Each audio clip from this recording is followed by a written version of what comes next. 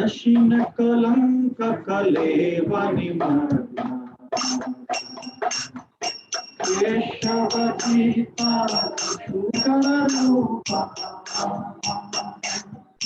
जय जगदीश जय जगदीश हरे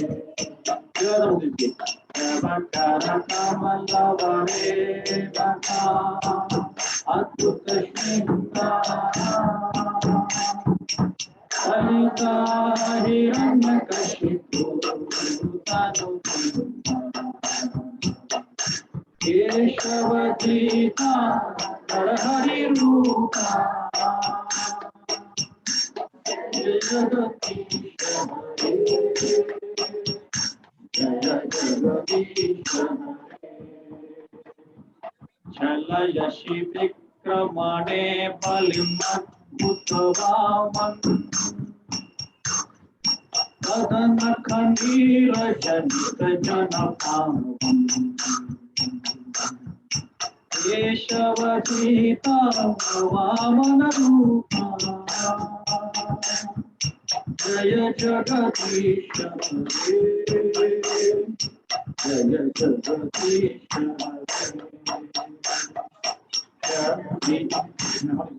Jalasti Vikramane Balimabhutavaman Padana Khandira Janita Janapavam Keshavadita Vamana Rupa Jaya Jagadisha Jaya Jagadisha Jaya Rudhiramaye Jagatapagata Shapayasi Payasi Samvita Bhavatam Keshavadita Rghupati Rupa Jaya Jagadisha Hare Jaya Jagadisha Hare Kshatriya Rudhiramaye Jagatapagata Papam Shapayasi Payasi Samvita Bhavatam Keshavadita Rghupati Rupa Jaya Jagadisha Hare Jaya Jagadisha Hare Sarasvati Purane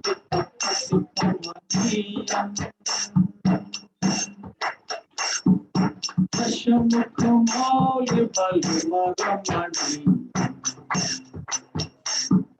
Keshavadita Rama Sharita Jaya Jagadisha Hare Jaya Jagadisha Hare Sarasvati Pitapati Dashamukhamali Balimagamani Sita Rama Sharita Jaya Jagadisha Hare Jaya Jagadisha Hare Sahati Bhakti Vishne Vasavantalam Alahati Priti Vihti Yamuna Keshavadita Alhara Rupa Jaya Jagadisha Hare Jaya Jagadisha Mahasi Bhakti Vishate Vasanam Alahati Priti Milita Yamuna Keshavadita Alhara Rupa Jaya Jagadisha Hare Jagdish हरे इंद्रश्री जगमगि तेरा हस्तुति दातन सतय सतय दर्श पशुता यशवतीता भूत शरीरा जय जगदीश हरे जय जगदीश हरे तेरा श्रुति दातन सदय हृदय दर्शित पशुता सीता भूत शरीरा जय जगदीश हरे जय जगदीश हरे चक्र प्रहनि धने कलयसि करवालम तुमके तुम जीवति पितराम यशवतीता कल्की रूपा जय जगदीश हरे जय जगदीश हरे जय महर्षि धने कलयसि करवालम तुम देवते पितराम यशवतीता कल्की शरीरा जय जगदीश हरे ये जो भजन है ये जयदेव गोस्वामी इन्होंने लिखा है और ये है दशावतार स्तोत्र। तो उनका किताब है गीत गोविंदम, इसमें उन्होंने लिखा है। तो सारे जो 10 अवतार हैं उनके बारे में वर्णन किया है। तो पहला अवतार है केशव धृता मीन शरीरा। कौन है मीन? या मछली के रूप में आए थे, मत्स्य रूप, अच्छा अवतार। दूसरा है केशव धृता कूर्म शरीरा। कूर्म मतलब हाँ टॉर्टाइस, कछुआ। फिर है केशव धृता शुकर रूपा। शुकर मतलब सुअर। हाँ, सुअर के रूप में कब आए थे भगवान? धरती पानी के अंदर चली गई थी, हाँ, गर्भोदक समंदर के अंदर चली गई, तब उठाने के लिए आए थे। चौथा केशव धृता शुक्र रूप हो गया। केशव धृता नरहरे रूपा, नरसिंह भगवान। अभी नरसिंह चतुर्दशी आएगी। फिर है केशव धृता वामन रूपा। वामन रूप कौन है? वामन अवतार। किसको बचाने के लिए आए थे? किसका ये दमन करने के लिए आए थे? बलि का दमन करने के लिए आए थे। और किसको बचाने के लिए आए थे? हरे कृष्णा, आइए। किसको बचाने के लिए आए थे? इंद्र को बचाने के लिए आए थे, देवी देवताओं को बचाने के लिए आए थे, है ना? हाँ। फिर है केशव धृता भृगति रूपा। भृगुपति रूपा। भृगुपति कौन है?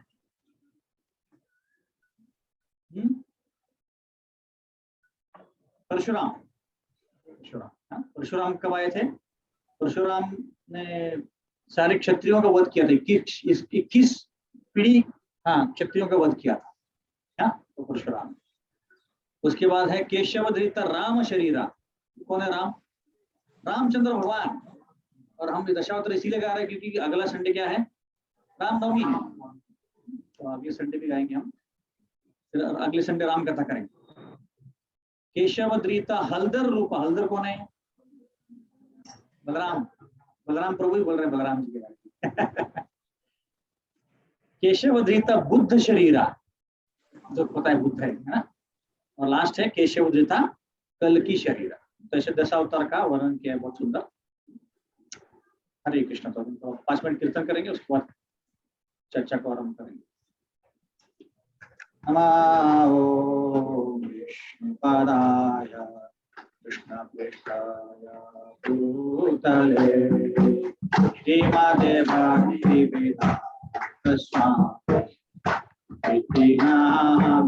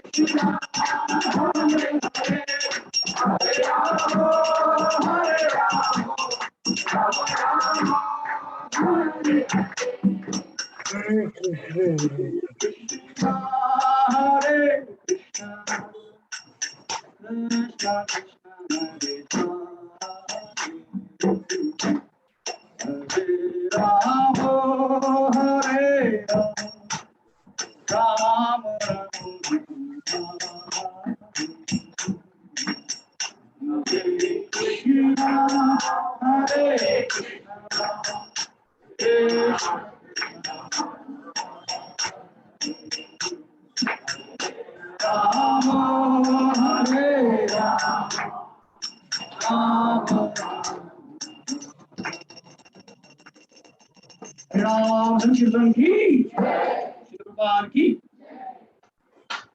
ओम ज्ञानतिमिरन्धस्य ज्ञानशलाकया चक्षुरुन्मिलितं तस्मै श्रीगुरुवे नमः।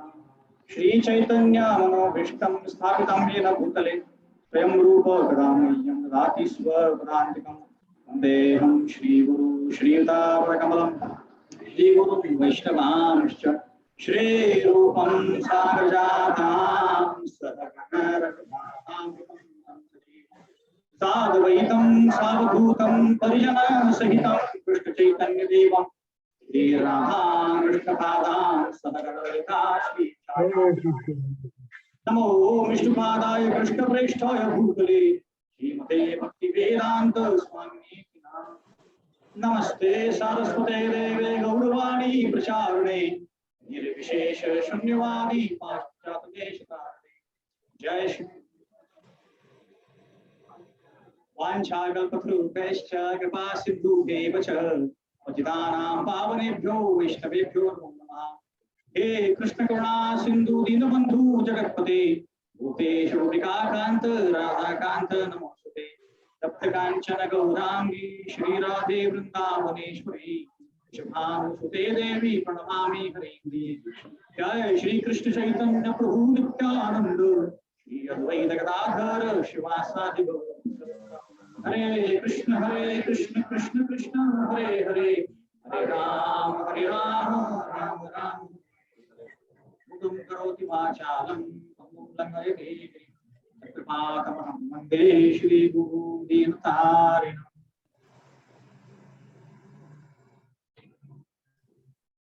हरे कृष्णा, सभी स्वागत है इस रविवार के भगवद गीता कक्ष में। तो हम कौन से अध्याय पे हैं? छठे अध्याय पे ना? सातवें अध्याय पे। कौन सा श्लोक नंबर? 401। देख रहा, सब लोग जाग रहे हैं ना। तो पिछली बार हमने क्या चर्चा किया था, देखिए बिना बता सकते हैं? वो तो पिछले के पिछले बार ज्यादा है। आप अभी भी वही पे चिपके हो।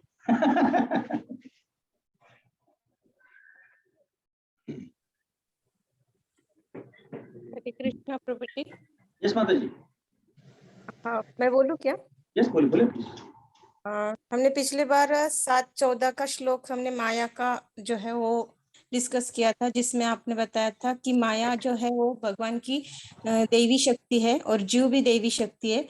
पर क्योंकि माया एक इन्फ्लिटी शक्ति है भगवान की, जो जीव को कंट्रोल करती है। और जीव क्यों कंट्रोल होता है माया के इसमें? क्योंकि वो देवी शक्ति उसके बावजूद भी वो कंट्रोल कर पाती है, क्योंकि माया भगवान के पास है, मतलब जुड़ी हुई है माया भगवान से। माया शक्ति भगवान से जुड़ी हुई है और जीव जो है वो दैवी शक्ति होने के बावजूद भी भगवान से दूर है। इस कारण से भगवान माया हमें कंट्रोल कर पाती है। और इससे अगर हमें छुटकारा पाना है तो हमें भगवान के चरणों का आश्रय लेना है, जो कि हरि नाम से आता है। और गुरु के माध्यम से हम माया से इस दुनिया से मुक्त हो सकते हैं। Okay, very good. कोई सागर स्टूडेंट मिला जिसको सब कुछ याद है। सागर से मुक्त हो सकते हैं। और गुरु क्योंकि 3 गुणों से परे होता है, इसलिए वो हमें माया के मतलब इस दुनिया से हमें छुड़ा सकते हैं, इस भव सागर से हमें छुड़ा सकते हैं। और आपने एक और बात बताई कि माया किस तरह से हमारे माया का जाल जो होता है किस तरह से हम पर डालते हैं। इसमें आपने बहुत सारे उदाहरण भी दिए थे। उदाहरण मुझे याद नहीं प्रभु जी, लेकिन मैं जिस इससे जो समझ पाई हो ये है कि माया जो है तो हमें मतलब ये करती है, क्या कहते हैं उसे, हम पर हमें बताती है कि हम पर हमारे माइंड पर ये जताती रहती है कि तुम शरीर हो, आत्मा नहीं हो। और बस प्रभु जी इतना ही याद आ रहा है। ओके।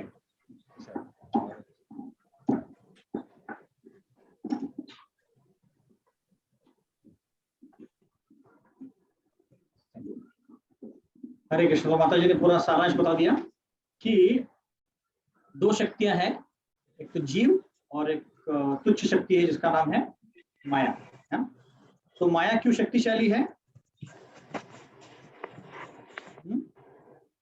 देवी है क्यों?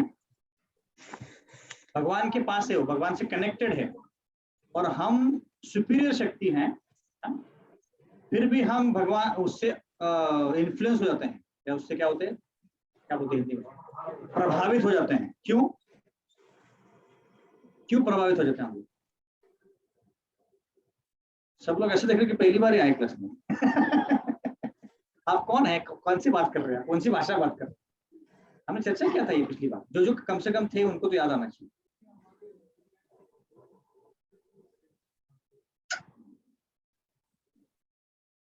हम हमारे ऊपर वो प्रभावित कैसे हो पाती है? क्योंकि एक तो वो भगवान से जुड़ी है और दूसरा हमारा क्या प्रॉब्लम है? इच्छा और 3 गुणों के प्रभाव में है हम। क्यों? क्योंकि हम भगवान से दूर हैं, है ना? वो भगवान के पास है और हम भगवान से दूर हैं। मैंने आपको एक उदाहरण भी दिया था कि एक बीच पे अगर कोई कुत्ता लेके जाए, छोटा सा कुत्ता है, इंग्लिश कुत्ता, ब्रिटिश कुत्ता, छोटा सा होता है, वो सफेद सा, भौंकता बहुत जोर से, पर उसकी भी कुछ ताकत नहीं होती। पर जब एक बड़े कुत्ते को देखता है जो जिसका कोई मालिक नहीं है, तो उसके ऊपर वो भौंकता है। क्यों? क्योंकि उसको पता है कि पीछे मेरा बॉस है, मेरा ओनर है, तो कुछ अगर करेगा तो मैं उसको, मेरा ओनर कुछ कर देगा, पिटाई कर देगा उसको। इस कॉन्फिडेंस से वो भौंकता है। तो मैंने आपको और एक उदाहरण दिया था, और एक कुत्ते का उदाहरण था, किसी को याद है? हाँ नहीं, वो नहीं, हाँ वो भी था, और एक था, और एक हाँ न्यूज़पेपर वाला, क्या था वो? तो हमेशा वो कुत्ता बांधा हुआ रहता है। हाँ खुला होता है, जर्मन शेफर्ड। हाँ, किसी को थोड़े थोड़े बिट्स याद है, किसी को न्यूज़पेपर याद है, किसी को जर्मन शेफर्ड याद है।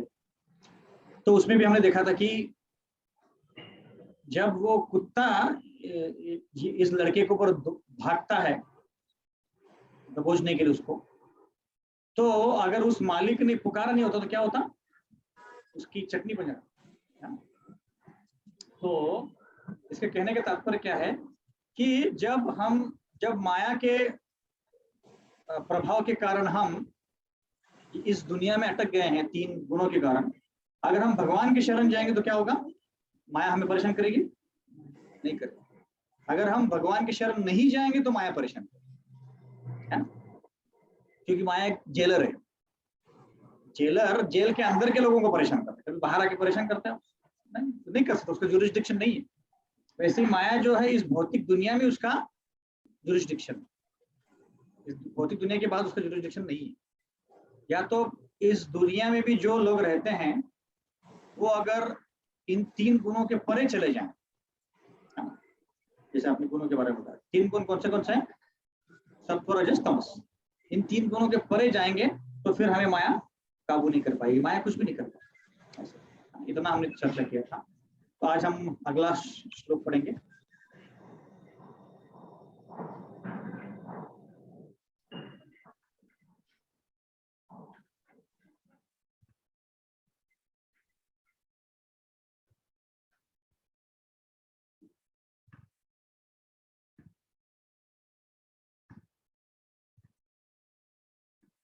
तो 7वां अध्याय 11 से लेकर 20 तक हम पढ़ेंगे। तो मेरे पीछे पीछे दोहराइए। 7वां अध्याय 11वां श्लोक। बलम बलवताम चाहम कामराग विवर्जितम धर्मा विरुद्ध भूतेषु कामोस्मि भरतर्षभ। 12 नंबर। ये चैव भक्तिका भावा राजसास्तामसाश्च ये मत्त एवेति तान् विधि न त्वम् अहं तेषु ते मयि।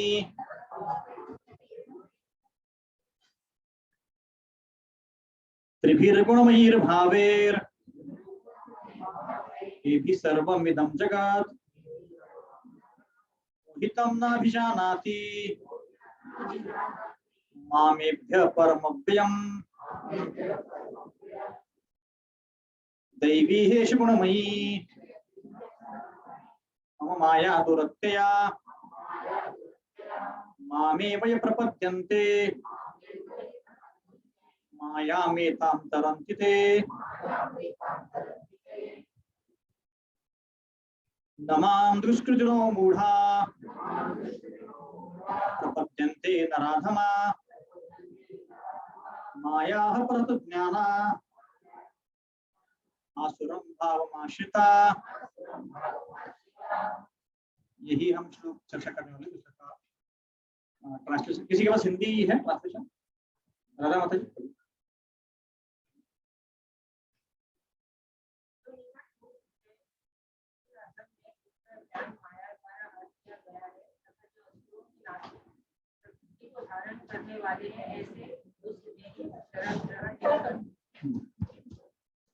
काफी बड़ा पर्पट है, उसके बारे में चर्चा करें।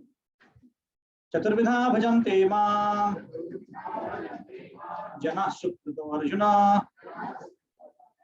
आर्तो जिज्ञासुरर्थार्थी ज्ञानी च भरतर्षभ। तेषां ज्ञानि नित्ययुक्त एक भक्तिर्विशिष्यते प्रियो हि ज्ञानिनोत्यर्थम् अहं स च मम प्रिय। उदारा सर्व एवैते ज्ञानित्वम् आत्मैव मे मतम् आस्थिता स हि युक्तात्मा माम एवानुत्तमां गतिम्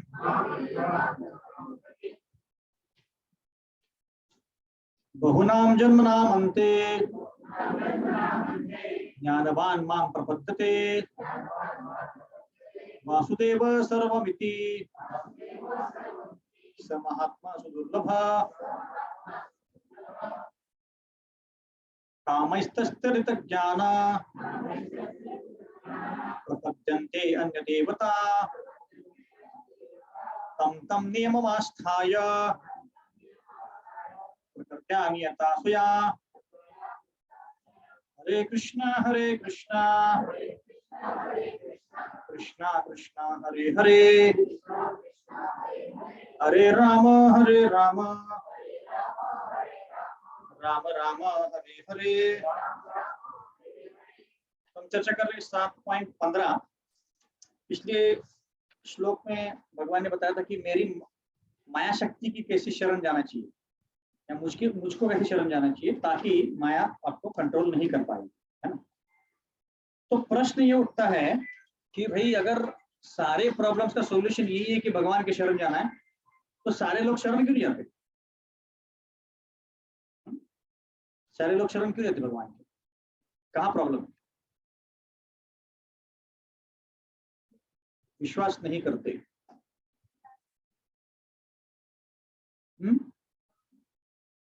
भक्ति भौतिक चीजों में फंसे हुए हैं। ओके, और करना नहीं चाहते। क्यों करना नहीं चाहते? पर पता है कि प्रॉब्लम सारे सॉल्व हो जाएंगे। हाँ, लेजी है सर, भगवान नहीं चाहते, लेजी हैं। ओके, इस श्लोक में उत्तर दिया गया है कि 4 प्रकार के लोग हैं जो भगवान के शरण नहीं जाते, और अगला श्लोक आएगा कि 4 प्रकार के कौन से लोग हैं जो भगवान के शरण जाते हैं, है ना। तो कोई बोल सकता है कि भाई इतना प्रॉब्लम है आपका तो भगवान के शरण जाओ, क्या प्रॉब्लम है ना। भगवान बोलते हैं कि सारे लोग शरण नहीं जा सकते हैं। क्यों? क्योंकि 4 प्रकार के लोग होते हैं, तो उनके बारे में हम चर्चा करेंगे ना। यहाँ पे बोला है नमाम दुष्कृतनो। दुष्कृतनो मतलब क्या? कृति मतलब क्या? अच्छा कार्य। कृति मतलब अच्छा कार्य, है संस्कृत में। हिंदी में कृति मतलब काम या कोई कार्य, बट संस्कृत में कृति मतलब अच्छा कार्य, और दुष्कृति मतलब बुरा कार्य। बुरा कार्य करने वालों क्या बोलते हैं? दुष्कृतनो। दुष्कृतनो, इसलिए भगवान बोल रहे हैं नमाम दुष्कृतनो मूढ़ा, ऐसे बोलते हैं। तो दुष्कृतनो मतलब क्या? मिसक्रिएंट्स बोलते हैं उसके इंग्लिश में। मतलब जो सोसाइटी में सबको परेशान करते हैं, जैसे मिलिटेंट्स होते हैं या कोई चोर डकैत होते हैं, वो परेशान करते हैं, उसको बोलते हैं दुष्कृतनो, ऐसे। तो एक्चुअली जो भगवान को नहीं मानते हैं और जो लोगों को परेशान करते हैं, उनको बुद्धि होती है कि नहीं होती है। इसीलिए वो ऐसे बड़े तौर पे काम कर सकते। जैसे जब 9/11 हुआ था यूएस में, वहाँ के वर्ल्ड ट्रेड सेंटर के ऊपर बहुत बड़ा हमला हुआ। एरोप्लेन गए थे, 2 गए थे मेरे ख्याल, 2 एरोप्लेन थे, और पूरा बिल्डिंग तोड़ दिया था। कितना 50 माले का, 100 माले का बिल्डिंग था। हाँ, 100 माले से भी ऊपर बिल्डिंग था। आपका कितने माले का प्रोग्राम? 11। तो आपको लग रहा है इतनी ऊपर जा रहे हैं हम लोग, तो आप सोचिए 100 माले का कितना ऊपर जा रहा है। तो उतना बड़ा बिल्डिंग उन्होंने तोड़ दिया। अभी आप सोचिए ऐसा यूएस में अटैक करना, वो भी यूएस की सिक्योरिटी को ब्रीच करके तोड़ना, आसान है क्या? कितना दिमाग चाहिए इसके लिए, है ना। तो पुलिसों से भी ज्यादा दिमाग चाहिए, इसलिए चोरों को जो दिमाग पुलिस से ज्यादा चाहिए होता, ताकि वो चोरी कर सके। रिसेंटली अभी यहाँ पे पुणे में एक ज्वेलरी शॉप में चोरी किया उन्होंने। तो उन्होंने क्या किया, ज्वेलरी शॉप के बाजू का शॉप खाली था, तो उन्होंने बाजू का शॉप रेंट पे ले लिया, और क्या किया, वो ऑब्जर्व किया कि वो ज्वेलर जो था कब आता है कब जाता है। तो वो देखते थे कि 2:30 और 5 बजे के बीच में दोपहर में गायब होता है, वो बंद करके चले जाता है। तो उन्होंने क्या किया, कारपेंटर चल रहा है ऐसे दिखाया, बंद कर दिया अपना, और बाजू की जो दीवार थी वो ड्रिल करके अंदर से 2 करोड़ का सामान लेके चले। अब उनको दिमाग है कि नहीं है ना? है ना। गलत काम करने के लिए भी दिमाग चाहिए होता है। तो दुष्कृतनो मतलब उनको भी बुद्धि होती है, पर वो गलत जगह इस्तेमाल करते हैं। अभी जैसे पुतिन कर रहा है, सबको पता है कि गलत है, पर फिर भी कर रहे हैं, दिमाग गलत जगह इस्तेमाल कर रहे ऐसे ऐसे उसको बोलते हैं दुष्कृतम। और मुख्य दुष्कृतम इसीलिए है क्योंकि वो भगवान को मानते नहीं। तो बाकी सोसाइटी में को भी करे, पर भगवान को नहीं मानते इसीलिए उनको दुष्कृतम बोलते। अदरवाइज भगवान कृष्ण को यहाँ पे दुष्कृतम बोलने की जरूरत नहीं। यहाँ पे उनको ऐसे लोगों की मेंशन करने की जरूरत नहीं कि जो सोसाइटी में कोई गलत काम कर।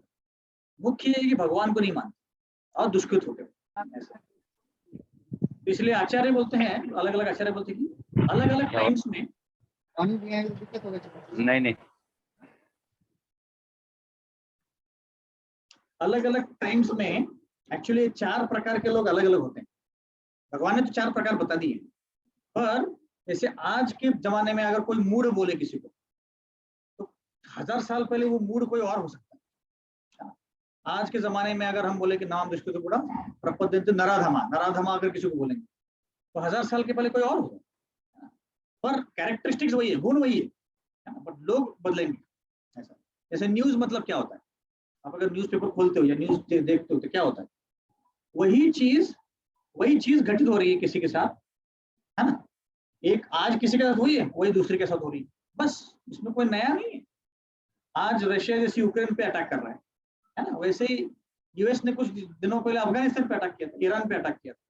कुछ नया नहीं हो रहा है, वही चीज बार बार रिपीट हो रही है। हमारे जीवन में भी यही हो रहा है ना।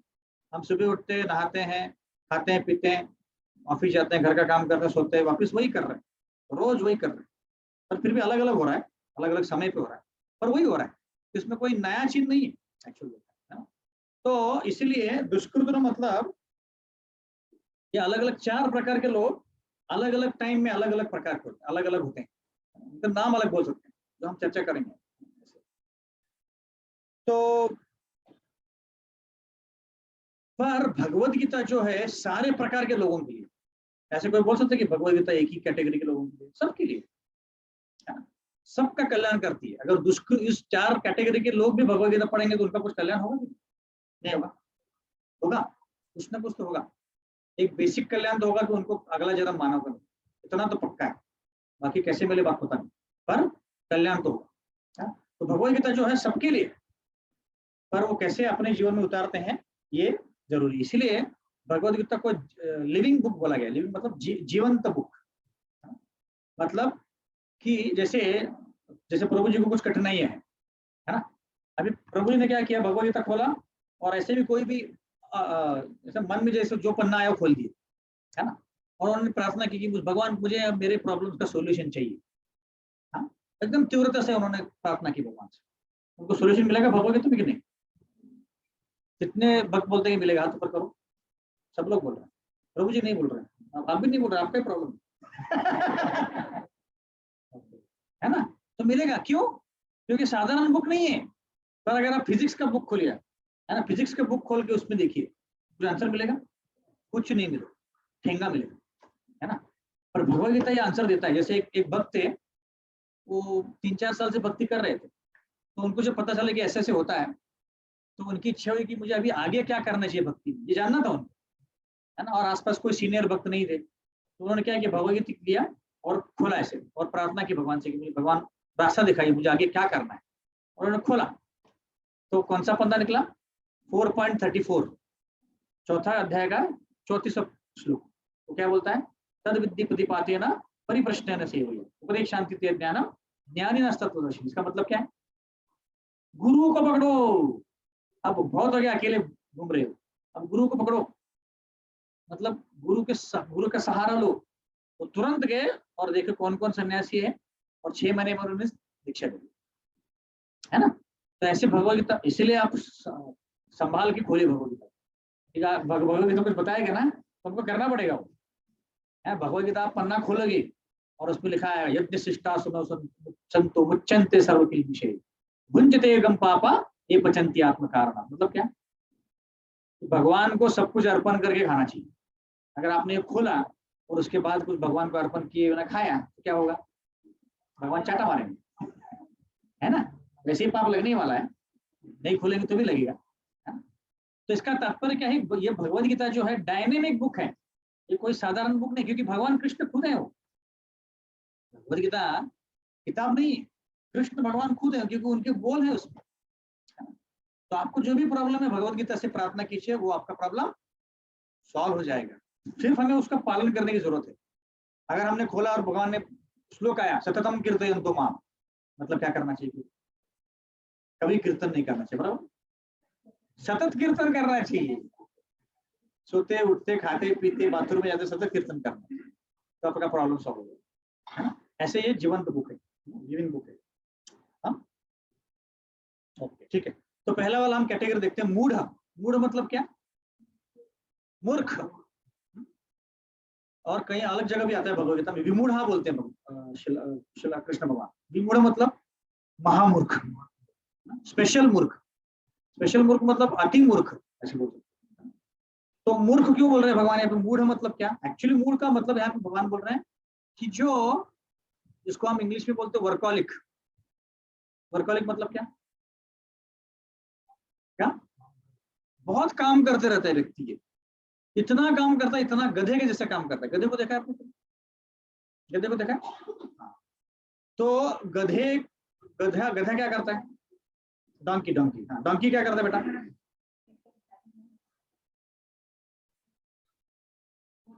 बोझा क्या करता है? नहीं,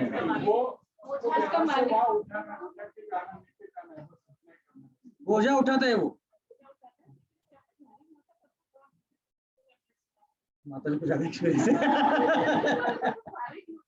तब तक वो झेलता नहीं। तो अभी जो गधा होता है उसका काम क्या है कि एक जगह से दूसरे जगह बोझ को लेके जाना, दिन भर ये करता रहता है। आप अगर उसको पूछोगे, पूछो मत उसको क्योंकि लात मारेगा वो पर अगर पूछो, कोई पूछेंगे तो क्या उत्तर देगा? क्यों कर रहे हो? क्या बोलेगा वो? मतलब आपका क्या गेस है?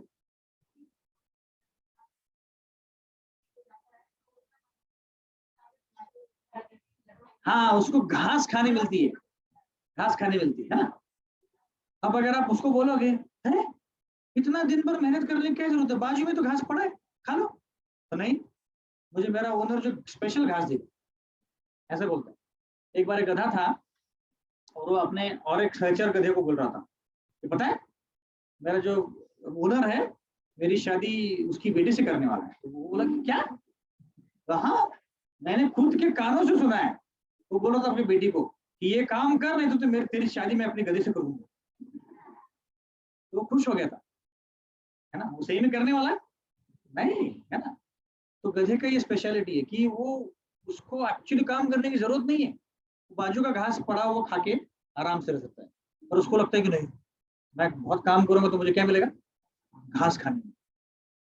तो आप अभी हंस रहे हो, पर अपने जीवन में हम सबको देखना है कि हम लोग दिन भर काम करते रहते हैं कुछ। जैसे कोई ऑफिस में जाता है, सुबह 9 बजे आता है, रात को 9 बजे आता है। उसको बोले कि भाई तुम कितना कमाते हो? बोलेगा मैं 1 लाख रुपए हर महीने का कमाऊँ। और तुझे पेट के लिए कितना चाहिए? 3 रोटी और थोड़ा सब्जी और राइस दाल, उसके लिए 1 लाख रुपए चाहिए? नहीं, वो तो आप अगर 4 घंटा भी काम करोगे मिल जाएगा पैसा। उसको बोलेगा नहीं नहीं, मुझे करना है, बहुत काम करना। क्यों करना है? नहीं, ये गधा। इसलिए मूढ़ा बोला गया। मूढ़ का एक्चुअली मतलब ये है कि इस व्यक्ति को नहीं पता कि क्यों काम कर रहा है इतना। जैसे कोई अगर गाड़ी लेके एकदम एक्सप्रेस हाईवे से 120 किलोमीटर पर आवर जा रहा है, अब उसको रोक के बोले कहाँ जा रहा हूँ?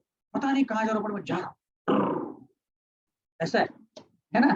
तो लोगों को पता नहीं इतना क्यों काम कर रहे, इतना बिजी क्यों। अगर पूछोगे रुको रुको रुको, जैसे प्रभु जी को माता जी ने रोका था एक जगह गोरेगांव पार्क में ना, और बोला था कि प्रभु जी भगवद गीता ले लो। तो प्रभु जी तो ले लिया था, बट ऐसे तो बहुत सारे लोग होते हैं टाइम नहीं हमारे पास, बिल्कुल टाइम नहीं है ना। ऐसे बहुत लोग होते, मतलब 99% लोग ऐसे ही होते, उनके पास टाइम नहीं होता क्या पढ़ने के लिए? भगवद गीता। और उनको कोई नॉवल ला के दो या कोई रिसेंट मूवी दिखाओ, हाँ उसके लिए टाइम निकाले। क्या बोलो कि तुमको 1 हफ्ते में यूएस जाना है, सुबह उठ के चले जाओ। बोलेगा हाँ अभी 12 बजे उठ के चले जाओ। और मंदिर में सुबह 7:30 बजे सुबह, इतनी जल्दी? हाँ, भगवान तो हमारे 4 बजे उठते हैं, आपको 7:30 बजे बुला तो नहीं आएंगे। इसका मतलब क्या? मूड मतलब क्या? उनको पता ही नहीं क्यों काम कर रहे हैं, इतना जोरों से काम क्यों चल रहा है, कुछ नहीं पता, है ना? तो गधे का कैरेक्टरिस्टिक ये होता है। तो उनको बहुत काम करना होता है और उस काम का जो नतीजा आएगा उसमें एंजॉय करना, है ना? जो भी आएगा नतीजा उससे एंजॉय करना। अभी गधे के और भी कुछ कैरेक्टरिस्टिक्स हैं। कि वो थोड़ा सा घास खा के संतुष्ट हो, बहुत काम करता है पर थोड़ा सा घास खा के संतुष्ट हो। अब गधा ऐसा है कि जिसको मालिक मारता है कि नहीं मारता है? बहुत मारता है, बहुत बहुत मारता है गधे को, क्योंकि गधा तो गधा है, उसको तो अच्छे से काम थोड़ी करेगा, तो मार पिटाई करके हो। एक बार गोवर्धन इको विलेज जैसे आप लोग बहुत सारे भक्त जा चुके हैं, है ना?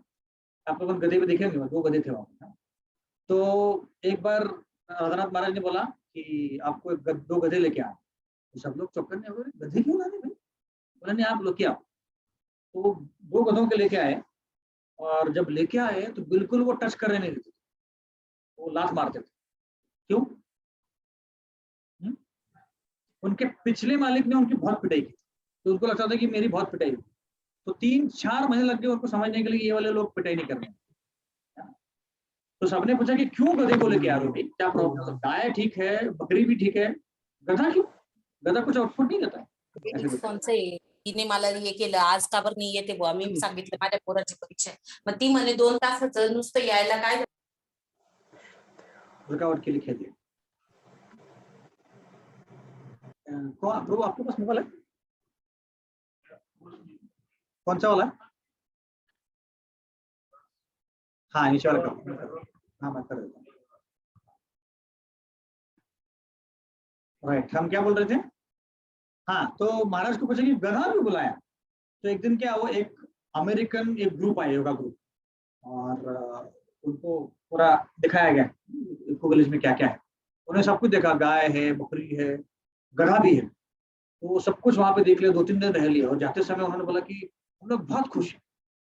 उन्होंने बोला कि किस चीज से खुश हो? बाकी सब तो अच्छा है, पर आपकी तरह गधा है, इससे हम बहुत खुश हैं. क्योंकि वो लोग क्या मानते हैं कि सारे प्राणियों को समान रखना चाहिए. आपके इंडिया में गधों को बहुत पिटाई होती है, पर आप लोग बहुत प्रेम से उसको खिलाते पिलाते, इसलिए खुश हो गए. तो ऐसे गधे को जो है बस मास्टर बहुत मारता है, तो उन्होंने तो बहुत पिटाई करते. तो आपको क्या लगता है जो जॉब में जाते हैं उनकी पिटाई होती है? 2 जगह पिटाई होती है. कहाँ पे? हाँ, दूसरा नहीं, माता जी को बोलने दीजिए. हाँ, ऑफिस में होते हैं. और फिर कहाँ होती है? हाँ, ऑफिस में बॉस पिटाई करता है, और घर पे आने के बाद, और वो जो पिटाई होती है वो डिनर के टेबल पे ही होती है, क्योंकि वो तब वो पति का मुंह बंद होता है और कान खुले होते हैं, तो पूरी पिटाई होती है. कुछ तो खरीदी करनी होती है, या सास बहू का झगड़ा होता है, कुछ तो होता है, टॉपिक होता है, क्योंकि फैमिली में टॉपिक कम नहीं होती. कुरान बहू देकर देखो. और आजकल अभी ज्यादा पिटाई हो रही. क्यों? ऑफिस घर पे आ गया ना. तो अभी पति देव को कोई रास्ता नहीं है. हमारे घर कुछ ऑफिस के कलीग्स हैं, तो बोलते हैं मुझे रोज ऑफिस आना. मतलब क्यों? घर पे बहुत पिटाई होती है. तो गधे की बहुत पिटाई होती है, वैसे ही यहाँ पे भी पिटाई होती है. तो ऐसे. और फिर वो आपने कभी देखा है गधा गाना गाता है? पता है?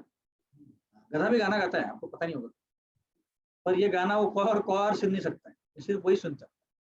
मैंने देखा ना, एक्चुअली ऐसा देखो, बोला गया कि गधे को देखना अशुभ है. एक्चुअली शास्त्रों में लिखा है ऐसे. आप अगर भागवतम के पहले स्कंद में पढ़ेंगे, युधिष्ठिर महाराज जब अर्जुन वापस आ रहे थे द्वारका से, तो तब उनको ऐसे अलग अलग चिन्ह दिख रहे थे. तो गाय जो थी उनके लेफ्ट साइड से जा रही थी, और गधे बहुत क्या कर रहे थे. मुझे नहीं करना आता है, हो सकता है कोई जन्म में होगा, पर मुझे याद नहीं कैसे करते. तो वो जब आवाज करते हैं, तो एक्चुअली अगर हमने उसको देखा तो वो अशुभ होता है. तो मैंने एक्चुअली इसको देखा था कि जैसे जिस दिन लॉकडाउन चालू हुआ था, उसी दिन हमारे बालकनी से रास्ता क्रॉस करके 4-5 गधे आए थे. जब तक लॉकडाउन था तब तक वहीं पे थे. जब लॉकडाउन खत्म होकर चले गए तो उठा के लेके गया. एक्चुअली एक तरह से अशुभ बोलते हैं, शास्त्रों में लिखा गया है गधे का आवाज निकालना अशुभ होता है. तो वो भी गाना गाते हैं. तो बट वो गाना दूसरों के लिए क्या होता है? डिस्टर्बेंस होता है. किसी को पसंद है गधे का गाना गाना, किसी को पसंद है, बट उसको लगता है मैं अच्छे से गा रहा हूँ, पर एक्चुअली ये सबके लिए डिस्टर्बेंस. तो अभी एक्चुअली हम देखते हैं कि लोग दिन रात काम कर रहे हैं. ऐसे कई लोग हैं. जैसे आज ही मैं मंदिर में गया था, तो सिक्योरिटी गार्ड को पूछा, तो मैंने कल शाम को उनको देखा था 7 बजे. ये शुक्रवार शाम की बात है. और फिर शनिवार को वापस मैंने सुबह 6 बजे देख लिया। बोला अरे अभी तक आप यहीं पे। मैंने बोला पूरा डे ड्यूटी कर लिया, मतलब सुबह 8 से रात को 8 तक, फिर घर गया, खाना खा के वापस आ गया, और 11 से वापस 9 बजे तक, है ना। तो अभी ये तो ठीक है कि मंदिर की सिक्योरिटी कर रहे हैं, तो अच्छा काम है, भगवान की सुरक्षा हो रही है। पर ऐसे सिक्योरिटी गार्ड बहुत होते हैं जो दिन रात काम कर रहे हैं, है ना। क्यों कर रहे हैं, किस लिए कर रहे हैं? पेट के लिए। सबको पता है छोटा सा पेट है, स्पोर्ट पालना है, पर सब लोग दिन रात काम कर रहे हैं। ऐसे मैं आपको उदाहरण दूंगा जो हम समझ सकते हैं कि जिससे कि एक्चुअली इतना करने की जरूरत नहीं है, फिर भी हम लगे हो, है ना। ऐसे तो उनका मेन उद्देश्य क्या है? मेन उद्देश्य यह है कि कुछ ना कुछ तो भौतिक चीज, पैसा मिल जाए, है ना। जैसे किसी को बोला कि जो ऑफिस में काम करता है कि तुम बहुत काम कर लो पर तुम्हें कुछ पैसा नहीं मिलेगा, रहेगा वो? तब एक दिन नहीं रहेगा, एक क्षण नहीं रहेगा, बोला अभी जा रहा हूँ, है ना? तो सबका उद्देश्य है कि और पैसा चाहिए, और पैसा चाहिए। कोई है ऐसे दुनिया में जो संतुष्ट होगा? बहुत हो गया, पैसा मिल गया, बहुत अभी आराम करते हैं, ऐसा कोई है? कोई नहीं। ऐसा कोई व्यक्ति नहीं मिलेगा आपको, अगर साधु नहीं है वो। साधु लोग शांत होते हैं, उनके पास पैसा होता ही नहीं, बैंक अकाउंट भी नहीं होता। तो जो पैसा कमा रहा है और उसको लग रहा है कि बहुत हो गया अभी, बस इसके बाद रिटायरमेंट देता हूं, नहीं, उसको और चाहिए, और चाहिए।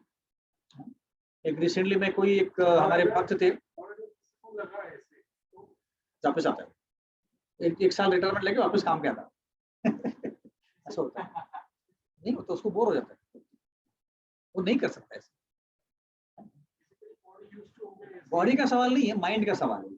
माइंड को लगता है कि मैं रिटायरमेंट लूंगा तो क्या करूंगा घर पे, तो सच में कोई और जॉब कर लेता हूँ, क्योंकि उनको आदत हो गई है माइंड को। और पैसे चाहिए सबको, पैसा। अगर किसी को बोला कि भाई ठीक है पैसा दान कर दो, कोई नहीं दान करे, क्योंकि पैसा सबको, मनी इज लाइक हनी, पैसा हनी की तरह, इसलिए। तो इसमें देखेंगे कि एक्चुअली देखा है तो उनका एंजॉयमेंट कितना है, हार्डली कुछ है ना। पिछली बार नहीं, कुछ सेशंस के पहले मैंने बताया था ये स्टोरी। एक व्यक्ति भाग रहा होता है, उसके पीछे शेर है, और वो एक अंधे कुएं में गिर जाता है, उसमें पानी नहीं है। वो शेर आता है यहाँ पीछे से, तो अंधे कुएं में गिर गया। गिरते गिरते उसने क्या किया, एक पेड़ की टहनी को पकड़ लिया, जो अंदर ही था। पेड़ जो था वो कुएं के अंदर था, और लटक रहा है अभी। अब ऊपर शेर है ना। अभी नीचे झुक के देखता है तो क्या दिखता है उसको? बहुत सारे सांप है। अब ऊपर शेर, नीचे सांप, करे तो क्या करे, बीच में लटक गया हो। और जो टहनी है बहुत पतली सी टहनी, और देखता है कि वहां पे कौन है, 2 चूहे हैं। तो चूहे उसको काट रहे हैं, टहनी को, अभी कभी भी कट सकता है वो। मतलब ऊपर शेर है, नीचे सांप है, और जो टहनी है उसके तो कौन है, चूहे हैं। फंस गया ना। उस उतने में क्या होता है, उस पेड़ पे एक छत्ता होता है। छत्ता जानते हो सब लोग, हनीकॉम्ब। वहां से एक बूंद शहद जो है टपकता है, और वो एकदम से उसके मुंह में आके टपकता है। अरे वाह, क्या अच्छा शहद है, मस्त, क्या मैं लाइफ एंजॉय कर रहा हूँ। तो वो लाइफ एंजॉय कर सकता है ऐसे, एक क्षण के लिए उसको शहद मिलता है, उसको लगता है कितना अच्छा है ये, है ना।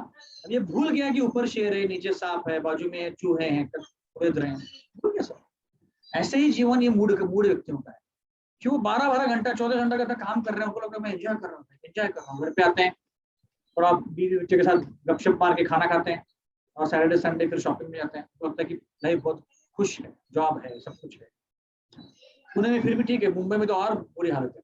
5:30 बजे निकलते हैं और रात को 10 बजे आते हैं, क्योंकि ट्रेन से 2-3 घंटा, ट्रेन का आवाज सुन के मुझे आता है, 2 घंटा ट्रैवल करना पड़ता है ना। तो ये मूड लोग है ना।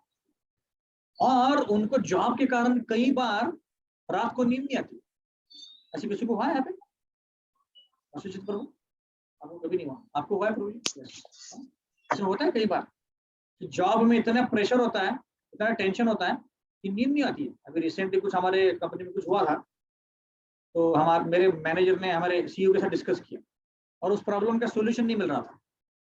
तो मेरे मैनेजर पूछा फिर सोल्यूशन क्या है, तो उसने बोला कि I will sleep over it. मतलब क्या? रात को सोचता हूँ। अब रात को सोते समय ये सोचने वाला है, इसका मतलब क्या? तो नींद नहीं आने वाली।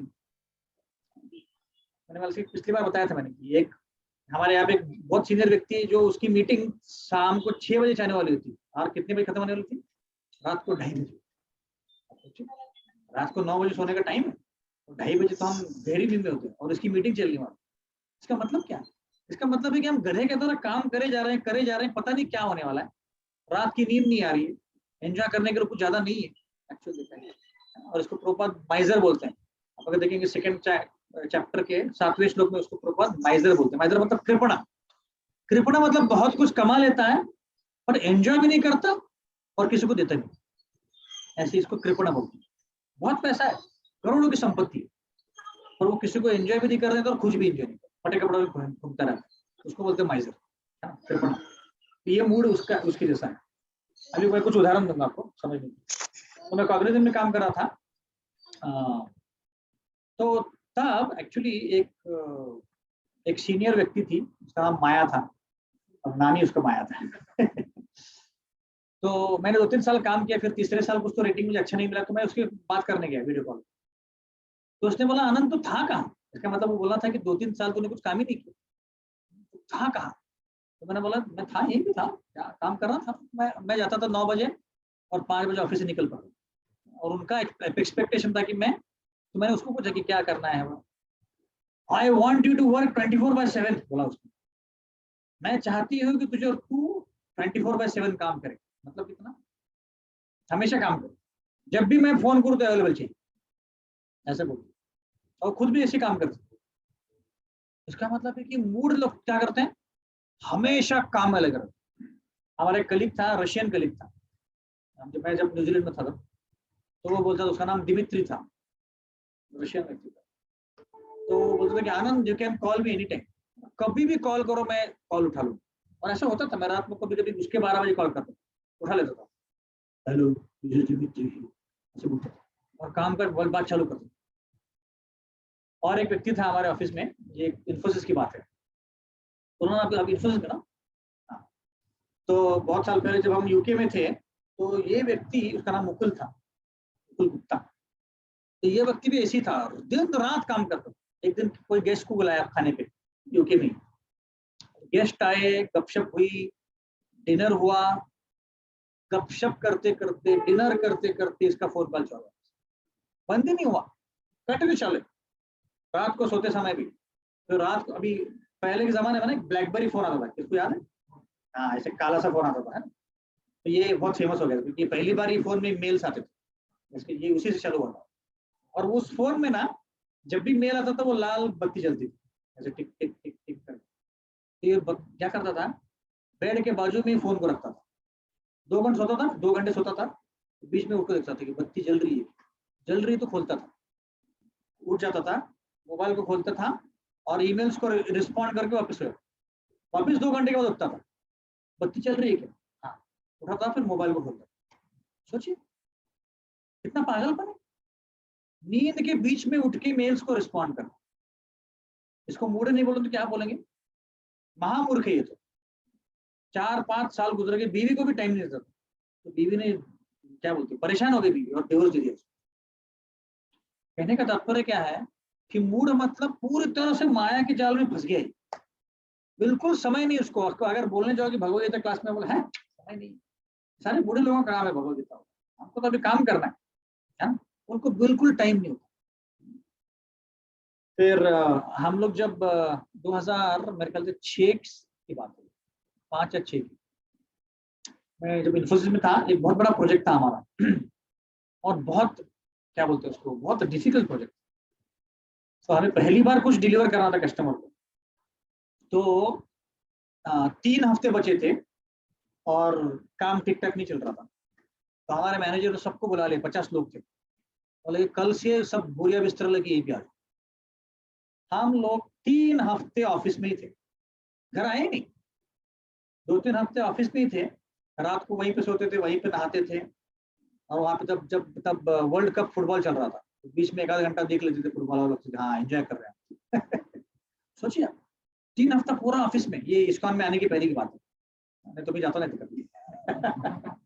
कहने का तात्पर्य क्या है, ये मूड की तरह काम करे जा रहा है, काम करे जा रहा है ना, पता ही नहीं उनको कि क्या क्यों कर रहे हैं, कैसे कर रहे हैं, क्या कर रहे हैं, नहीं कुछ।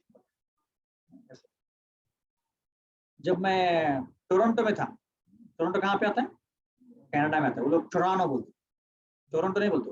अगर टोरंटो बोलेंगे उनको समझ में नहीं आता है, टोरंटो बोलते, टोरंटो।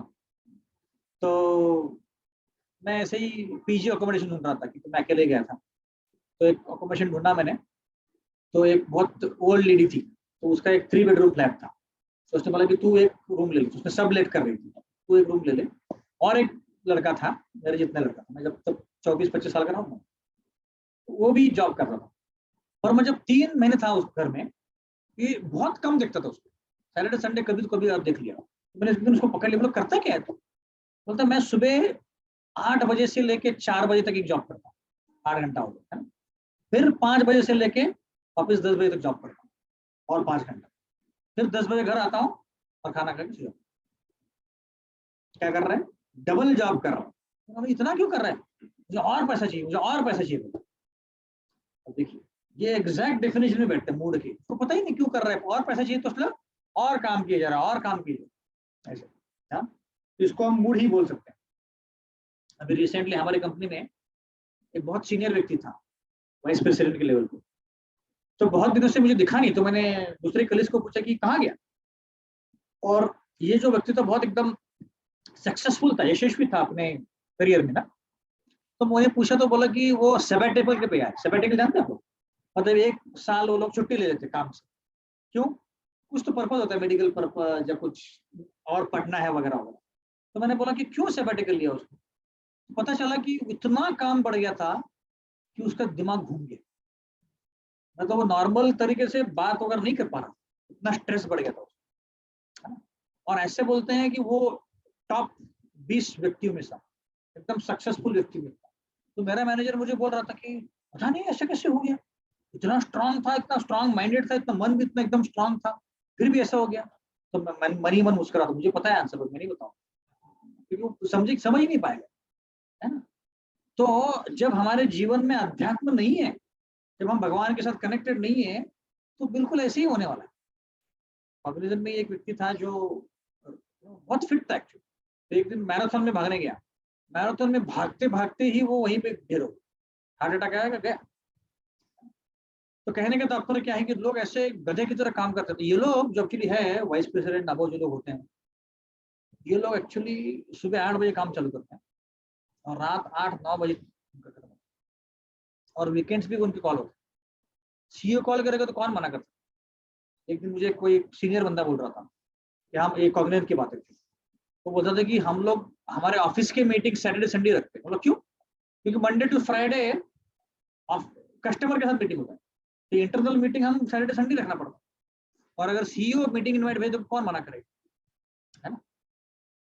एक्चुअली एक बार जेफ बेजोस जानते हैं आप लोग?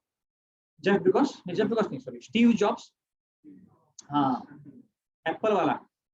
तो वो मैराथन मीटिंग करता था 4-4, 5-5 घंटे। तो एक दिन का ईस्टर वीकेंड था, फ्राइडे सैटरडे संडे ऐसे 4 दिन होता है। तो उसने सबको बुला लिया कि चलो मीटिंग करना है।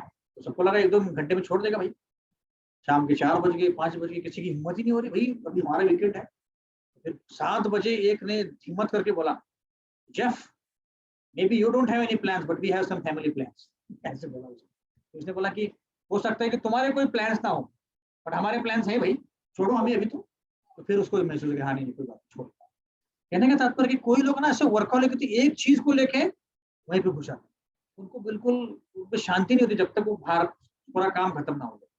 इसलिए उनको इंग्लिश में उसको वर्कहॉलिक बोलते हैं। क्यों बोलते हैं वर्कहॉलिक? हाँ, अल्कोहलिक मतलब नहीं, अल्कोहलिक सिर्फ अल्कोहलिक मतलब दारू से एडिक्ट होते हैं। हाँ, काम के नशे में होते, एग्जैक्ट बोला तो, काम के नशे में होते बिल्कुल, मतलब उनको और कुछ सोचता ही नहीं, कभी भी फोन करो तो वो काम के बारे में बात ऐसे। अभी हमारे रिसेंट जो नेबर है हमारे सामने, तो एक दिन मैं बात कर रहे जा रहे थे लिफ्ट से, तो मैंने बोला कि आज छुट्टी है क्या? बोला कि देखो आनंद, हमारे बिजनेस में कोई छुट्टी नहीं, कोई छुट्टी नहीं होती। मैं बोला है ये क्या है? मतलब क्योंकि बिजनेस है, वो दुकान बंद नहीं कर सकते, है ना। और वो छोटा बिजनेस वाला, ऐसा नहीं कि बहुत बड़ा बिजनेस वाला तो वो घर पे बैठ के रह सकते, छुट्टी नहीं होती बोलते। जब हमारी शादी होती है या कुछ फेस्टिवल होता है तभी छुट्टी लेते, 7 दिन चालू होता है। आप देखिए कोई भी मारवाड़ी वो लोग होते हैं जो उनका शॉप होता है, कितने बजे खोलते हैं शॉप? सुबह 7 बजे उनके शॉप खुला होता है, और कितने बजे बंद करते हैं? 11 बजे बंद करते हैं। कई बार तो उनके जो लड़के होते हैं वो अंदर ही सोते हैं, तो बाहर नहीं आते, वहीं पे सोते। आप सोचो अब 7 से 11 मतलब क्या है, कुछ टाइम ही नहीं लाइफ के लिए उनको, उनके पास बिल्कुल टाइम नहीं है। उतना सब पैसा कमाते पर क्या है, पैसा कमा के उसका एंजॉयमेंट दूर की बात है, वो यूज भी नहीं कर पाता। और इतना कमाने के बाद फिर क्या करते हैं, वो शादियों में बहुत सारा पैसा खर्च कर देते हैं। तो कहने का तात्पर्य है कि बहुत सारा मेहनत करते हैं बस कुछ उस पैसे का कुछ लाभ नहीं है। यहाँ पे अध्यात्म में तो आगे की बात है, खुद एंजॉय करो तो भी बहुत है, वो भी नहीं कर रहे। आप लोग कारपेंटर देखेंगे, जो राजस्थानी कारपेंटर, वो कैसे काम करते हैं, कितने बजे आते हैं, वो भी सुबह 7 बजे आते हैं, 10-11 तक काम करें। जब तक उनको निकालोगे नहीं तब तक काम करते रहेंगे, बहुत बहुत मेहनत करते हैं। बड़ी अच्छा चीज है कि बुरी?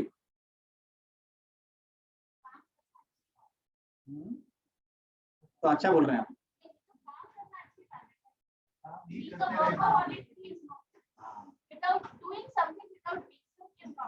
हाँ, रीजन उनके पास है, पैसे कमाने उनको, कारण तो है उनके पास, पर कोई भी चीज ज्यादा नहीं करनी चाहिए। जैसे आपको मैंने 20 गुलाब जामुन खाने के लिए दे दी, आज नहीं है गुलाब जामुन ना, इसमें नहीं, आज नहीं। सबको लग रहा है प्रभु जी गुलाब जामुन बोले तो हो गया भाई। तो अगर मैंने 20 गुलाब जामुन खाने के लिए दे दिए तो अच्छा होगा आपके पेट के लिए। वैसे कोई भी चीज बहुत ज्यादा अच्छी नहीं है। शास्त्र बोलते हैं कि आपने 8 घंटा काम करना चाहिए बस, उससे ज्यादा नहीं। हाँ, अति नहीं होना चाहिए, है ना। ज्यादा भक्ति किया तो चलेगा, क्योंकि भगवान बोलते हैं सततम कीर्ति अंतमा, हाँ वो चलेगा। नवयंत्र महाराज बोलते हैं कि इतना जप करो कि पागल हो जाओ जप। किसके पीछे? हाँ, मराठी में एक श्लोक है, पुण्याची गणना कौन करी, मतलब कि कितना भक्ति करोगे आप, गिन नहीं सकते। जितना करोगे उतना कम पड़ेगा। क्यों? कि हमने उतने पाप किए हैं ना, इसीलिए इतनी भक्ति करेंगे कि पाप सारे मिट जाए, तब ठीक है। बट इतनी भक्ति हम नहीं कर पाते। भक्ति ज्यादा करेंगे तो अच्छा है, बट डिस्क्लेमर है, अभी के स्टेज में फैमिली को संभाल के करो। बहुत ज्यादा करोगे तो फिर बंद हो जाएगा। इसलिए हमने फैमिली को संभाल के करना है। युक्त आहार विहार से मतलब बैलेंस करना चाहिए, बैलेंस करना चाहिए। 8 घंटा ऑफिस के लिए जो काम कर रहे हैं, 8 घंटा घर के लिए, और 8 घंटा भक्ति के लिए। 8 घंटा ज्यादा हो गया। हाँ, वो सोने में ही मैंने बोला, सोने में ही 8 घंटे ऐसे मोटा मोटा, मतलब ऐसे नहीं कि 8 घंटा पूरा। तो जितना हो सकता है उतने हमें भक्ति में लगाना चाहिए। कम से कम काम हमने भौतिक चीजों में लगाना चाहिए, पर भक्ति करनी चाहिए। अगर हम सिर्फ काम करते रहेंगे और भक्ति नहीं होगी तो फिर गड़बड़ है, गलत डायरेक्शन में जा रही है ना। ऐसे ठीक है, ये सारे उदाहरण मैंने दे दिए। पर आप उनको बोलने जाओ कि चलो भाई सत्संग में आ जाओ, टाइम नहीं मेरा बस। और वही बोलोगे एक पार्टी चलो, बिल्कुल काम वाम धंधा छोड़ के आ जाएंगे। कब आना है बताओ? 2 घंटे पहले पहुंच जाएंगे, क्योंकि उनको पार्टी करना है, एंजॉय करना है। और वही भगवान के बारे में सुनना है तो अरे नहीं, टाइम कहाँ है, टाइम ही नहीं।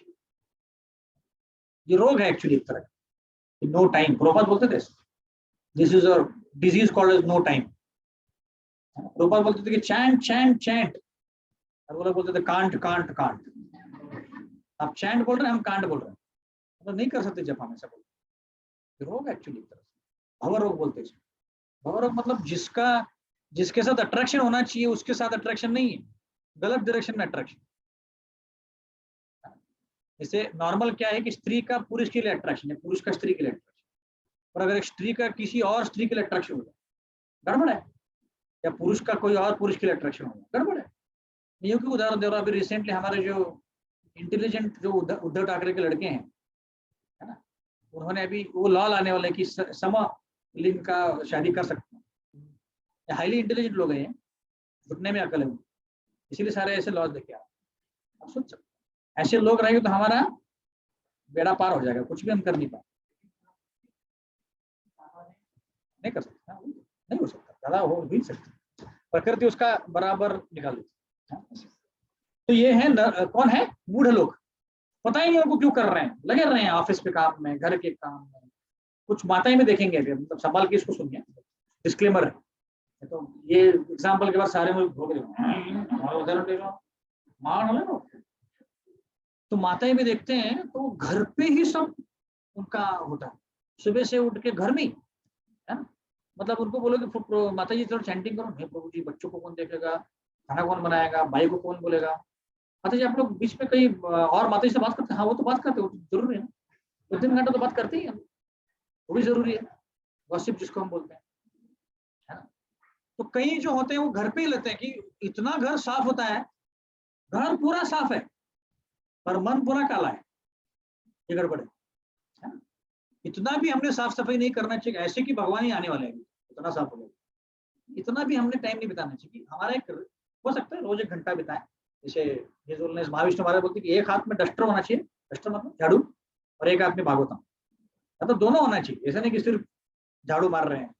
तो माताओं ने भी ध्यान रखना चाहिए, अभी हम लोग ऑफिस का एग्जाम्पल नहीं रहे, बट माताओं ने भी इतने भी हमने अटैच नहीं होना चाहिए कि खुद के फैमिली के लिए, खुद के घर के लिए, स्पेशली घर के चीजों के लिए माताएं बहुत अटैच होती, सोफे पे कुछ गिर जाए बाकी सब सह लेंगी, बस सोफे पे कुछ लिक्विड गिर गया तो क्या करेंगे, आंखों से अंगार निकलते। अभी 2-3 महीने तो सोफा लाया था, उनको समझ में नहीं आती कैसे बच्चे हैं, ऐसे आंखों के अंगार निकलते। तो इसीलिए हमने बैलेंस करना चाहिए, घर के लिए भी टाइम देना चाहिए, मैं नहीं बोल रहा हूँ नहीं देना चाहिए। हमारा सबसे महत्वपूर्ण हमारा क्या है ड्यूटी, सबसे महत्वपूर्ण ड्यूटी क्या है, भगवान का नामस्मरण करना, भक्ति करनी है सबसे महत्वपूर्ण, बाकी सब काम बाद में हो सकते हैं। इसका मतलब ये नहीं कि माताएं बैठ के सुबह 7-8 बजे लेके हो और प्रभु जी ऑफिस जा रहे तो सबसे महत्वपूर्ण होता है प्रभु जी खाना बाद में होगा, ऐसे नहीं। वो टाइम प्लेस सर्कमस्टेंस के हिसाब से कि आपके प्रभु जब 1 घंटे में जाने वाले हैं तो उनको डब्बा मिलना चाहिए। वो हरिनाम नहीं खा सकते अभी, है ना, प्रायोरिटीज है ना।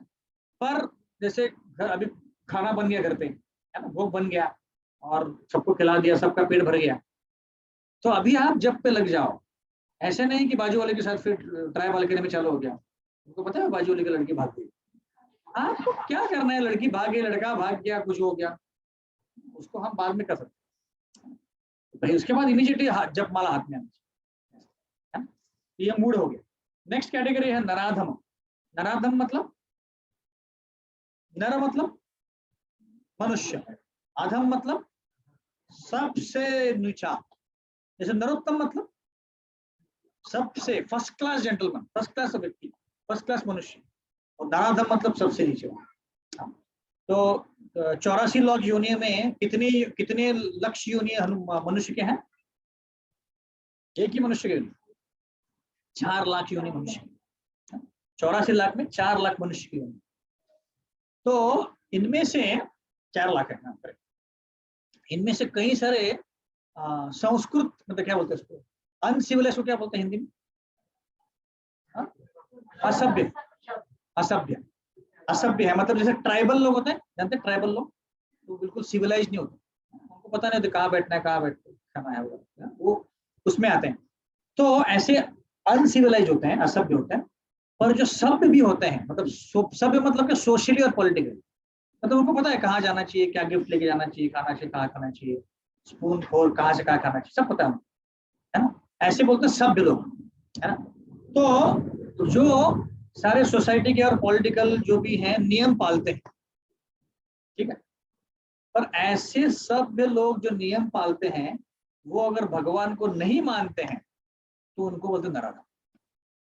हमें लगता है नराधम मतलब ऐसा कोई खूंखार दिखने वाला से व्यक्ति नहीं, कोई बहुत सुंदर भी दिख सकता है, पर अगर वो भगवान को नहीं मानता तो वो क्या है, नराधम। उसको इसलिए प्रभुपाद बोल रहे हैं नराधम। उसका मुख्य काम ही है खाना पीना सोना, बस उतना ही काम है उसको भगवान से कुछ देना देना नहीं है। तो ये सार बाकी सब सोशली कर लेगा, सोसाइटी में कार्य मिलेगा, इधर मिलेगा, फंक्शंस करेगा, भगवान का नाम स्मरण नहीं करेगा। तो प्रभुपाद बोलते हैं कि अभी के जमाने में 99.9% लोग नराधम, भगवान को नहीं मानते, भगवान को नहीं मानते, इसलिए उनको नराधम बोला गया है। क्योंकि रिलीजन जो धर्म का पर्पस क्या है, भगवान को जानना, भगवान को जानना ही धर्म का पर्पस। अगर वो धर्म बता नहीं रहा कि भगवान कौन है, वो धर्म नहीं है। बाकी सब बता रहा है पर भगवान कौन है नहीं बता रहा है, कुछ फायदा नहीं। और जो सभ्य मनुष्य है 84 लाख योनि में, उसका मूल उद्देश्य क्या है? भगवान को जानना और हम दुखी क्यों ये जानना, ये उसका मुख्य उद्देश्य मनुष्य जन्म का, है ना। मनुष्य जन्म पाया राधा कृष्ण नाभा जिया, जानिया सुनिया विष खाइनो, हरि हरि विफल जन्म। तो इस भजन में बोला गया कि मैंने मनुष्य जन्म लिया और भगवान का नाम नहीं लिया, तो क्या हुआ? जान बूझ के विष खाइए, ऐसे बोल रहे, जानिया सुनिया विष खाइए। इसका मतलब अगर भगवान का नाम लेंगे तो हमारे आत्मा के ऊपर हम अत्याचार कर रहे हैं। जो मुख्य उद्देश्य हमारे मनुष्य जीवन का भगवान का नमस्कार करना। और ऐसे लोग एक्चुअली ये अपॉर्चुनिटी नहीं लेते। जैसे कई बार ऐसे होता है कि जब बेबी पेट में होता है, माँ के पेट में, तो अगर वो पिछले जन्म में भक्ति कर चुका है तो वो एक्चुअली पेट में जब स्पेशली 6-7 महीने का हो उसको बहुत परेशानी होती है। कैसे परेशानी होती है? पेट में क्या परेशानी होती है? हिल नहीं सकता है, हिलने के लिए जगह नहीं है। आपको सोचा आप किसी आराम से बैठे हैं, आपको मना ऐसे सिकुड़ के बैठ जाओ जैसे बच्चा बैठता है, तो बैठ पाएंगे आप? नहीं बैठ सकते, एक 5 मिनट भी नहीं बैठा। और ऐसा बच्चा 9 महीने बैठा है अंदर पेट के अंदर, और उसका जो स्किन है बहुत डेंटल है, डेंटल क्या बोलते हैं हिंदी में, एकदम नाजुक है। वो कीड़े मकड़े होते हैं हमारे पेट में, तो उसको काटते हैं। और माँ अगर कुछ बहुत तीखा खाती है या कुछ पंजेंट खाती है, मतलब बहुत क्या पंजेंट को क्या बोलते हैं, सामना जरा, तो ऐसा खाती है तो उस बच्चे को बहुत परेशानी होती है, क्योंकि एसिड छोड़ा जाता है, ऐसा सब होता है। बच्चे का बहुत परेशान होता है। तो ऐसी परेशानी में वो कोई भक्त है तो भगवान को पुकारते, भगवान मैं ऐसे वापस भौतिक जगत में कभी नहीं आऊंगा, जैसे ही बाहर आऊंगा आपका नाम लूंगा, और इतनी तीव्रता से भक्ति कराऊंगा कि मुझे वापस जन्म नहीं लेना पड़े। ऐसे वो तीव्रता से पुकारता है। और जब वो पेट से बाहर आता है तो क्या होता है? सब भूल जाता है। क्यों भूल जाता है? माँ उसको पकड़ लेती है, पिता होती है, दादी होती है, दादा होता है, सब लोग प्रेम करते हैं, तो सब प्रेम देके भूल जाते हैं कि मैंने कुछ भगवान को प्रॉमिस दिया था, सब भूल जाते हैं। इसलिए नराधम मतलब क्या कि जो व्यक्ति अपने मनुष्य जन्म का उपयोग नहीं करता। इतने 84 लाख योनि में अगर एक मनुष्य जन्म मिल रहा है तो उसने यूज करना चाहिए, वो नहीं कर रहा, इसीलिए उसको बोला गया नराधम। एक्चुअली ये हर पेरेंट की, हर गार्डियन की रिस्पॉन्सिबिलिटी है कि अपने बच्चों को कृष्णा कॉन्शियस बनाए, कृष्ण भावनामृत बनाए। क्यों? क्योंकि एक्चुअली शास्त्रों में लिखा गया कि अगर आप अपने बच्चे को नहीं बना सकते कृष्णा कॉन्शियस तो बच्चे को पैदा मत करो, ऐसा बोलते हैं। बहुत स्ट्रॉन्ग स्टेटमेंट है, और ऐसे शास्त्र बोलते हैं कि आपको बच्चों को कृष्णा, आपने एटलीस्ट प्रयत्न करना चाहिए, ऐसा नहीं कि भक्त बन जाएंगे। पर आपके घर में इतना, अभी जैसे प्रभु जी का माता जी घर में इतना अच्छा एटमॉस्फेयर है ना, उनके घर में प्रोग्राम होता है, उनके घर में अच्छे ड्यूटीज हैं, तो लोग चैंटिंग करते हैं, सब लोग चैंटिंग करते चारों, तो अच्छा एटमॉस्फेयर है, उनको और कुछ पता ही नहीं, भक्ति करना ही पता है। तो ये हमने एटमॉस्फेयर अपने बच्चों को देना चाहिए, नहीं तो हम लोग नराधम कहला सकते हैं। जैसे 500 साल पहले जब गौरांग महाप्रभु नित्यानंद प्रभु जन्म लिया था कृष्ण और बलराम ने, तो एक बहुत 2 बड़े राक्षस थे, जगाए मथाए, ये लोग भी ब्राह्मण थे जन्म से, और वो राक्षसी प्रवृत्ति के थे। इतने के आजकल की पुतिन और ओसामा बिन लादेन एकदम शर्मा जाएंगे, इतने गुंडे थे वो। उन्होंने ऐसा काम नहीं छोड़ा जो पाप बना सकता, सारे पाप कर रहे, शास्त्र खोलते थे और देखते थे कौन सा पाप करना चाहिए, उसके लिए पाप करते, इतना पाप कर रहे। तो उनको नित्यानंद प्रभु ने हरिनाम देने के लिए प्रवृत्त किया और फिर उनको सुधारा। तो ऐसे कोई भी नराधम भी एक्चुअली भगवान का नामस्मरण करेंगे तो वो सुधर सकते हैं, तो उनको सिर्फ भगवान का नामस्मरण करने की जरूरत है। और भक्ति करना एक ही तरीका है, और कोई तरीका नहीं है ऐसे नराधम को सुधरने का। ऐसे लोगों को बहुत इंटरेस्ट होता है मूवी देखना, स्पोर्ट्स में जाना, इधर उधर भागना। हर एक का अलग अलग सोसाइटी होता है, Jain society, Hindu society, Kannada society, Telugu society, सबका एक एक सोसाइटी होता है। तो जाके क्या करते हैं वो लोग? पॉलिटिक्स के बारे में, म्यूजिक के बारे में गप्पे मार, है ना। तो लोगों को भक्ति छोड़ के बाकी गप्पे मार रहे हैं, बहुत टॉपिक्स हैं, पर भक्ति के बारे में चर्चा करने बोलेगे तो नहीं, हम भक्ति नहीं। तो दूसरा कैटेगरी है नराधम। तीसरा कैटेगरी कौन सा है? नमाम दुष्कृतिनो मूढ़ा प्रपद्यन्ते नराधमा माया अपरत ज्ञाना। माया कौन है? दुर्गा देवी। अपरत ज्ञान, अपहरण मतलब क्या? भगा लेना, किडनैप करना। तो इन लोगों का ज्ञान को किडनैप कर लिया किसने? माया ने। माया अपरद ज्ञान, जो अच्छा ज्ञान है उसको किडनैप कर लिया। जैसे हम लोग बोलते हैं कि तेरी अकल कहाँ गई है, ऐसे बोलते किसी को अगर डांटने हम बोलते हैं तुझे अक्कल कुछ गेली, तेरी अकल कहाँ गई, ऐसे बोलते हैं। इसका मतलब ये अकल कहीं चली गई, गुम हो गई। वैसे इन लोगों की अकल माया ने चुरा ली। ये कौन लोग हैं? ये लोग हैं जिनको ज्ञान बहुत है, भौतिक चीजों का ज्ञान बहुत है, साइंटिस्ट, फिलोसोफर्स, पोएट्स वगैरह वगैरह, है ना, पर भगवान के बारे में कुछ नहीं जानते। जानते हैं या मानना नहीं चाहते, ऐसे लोग। और ऐसे ही लोग भगवद गीता के ऊपर कमेंट लिखते हैं। बहुत सारे लोग ऐसे हैं आज की दुनिया में, देखेंगे उनको कुछ ज्ञान नहीं है, तो कुछ तो कमेंट लिखते जाए। और ऐसे प्रोपाल बोलते हैं कि अभी के समय में ऐसे भर भर के लोग, जैसे मैं कुछ कुछ नाम लेता हूँ, देवदत्त पटनायक करके एक व्यक्ति है, एकदम क्या बोलते हैं उसको, रास्कल, इसको प्रोपाल रास्कल बोलते थे, ऐसे रास्कल बोलना चाहिए। वही भगवद गीता महाभारत देता है, उसको ट्विस्ट करके कुछ और देता है और बोलता है कि माइथोलॉजी है। माइथोलॉजी क्या बोलेंगे हिंदी में? मिथ्या, मिथ्या शास्त्र, काल्पनिक। हाँ, भगवद गीता और भागवतम थोड़ी मिथोलॉजी, माइथोलॉजी। रामायण को भी माइथोलॉजी बोलता है। तो क्या करता है कि रामायण महाभारत पढ़ता है और बड़े बड़े कॉर्पोरेट सर्कल में जाके उसको अलग तरीके से पेश करता है कि देखो हनुमान ने कितने अच्छे से वो प्रोजेक्ट डिलीवर कर दिया, ऐसे कुछ, या राम भगवान कितने अच्छे थे, उन्होंने इतनी बड़ी टीम को मैनेज किया, ऐसे करके अलग अलग मैसेज देता है। और ऐसे कई बॉलीवुड एक्टर या कई बड़े बड़े लोग जिनको अकल नहीं है, वो भी इनके पीछे चले, बहुत फेमस है एक्चुअली। वो लाखों करोड़ों कमाता है सिर्फ ऐसे लेक्चर देके, है ना। तो इसके नहीं सुनने चाहिए हमें लेक्चर, बिल्कुल नहीं सुनने चाहिए। हमारा जो ज्ञान मिला है वो भी पूरा जीरो हो जाएगा, हमारा भी ज्ञान को होगा माया अपरत ज्ञान हो जाएगा। ये है, फिर अमीश त्रिपाठी करके है, ये अलग अलग सीता के ऊपर बहुत लिखता है, गलत सलत लिखते हैं लोग।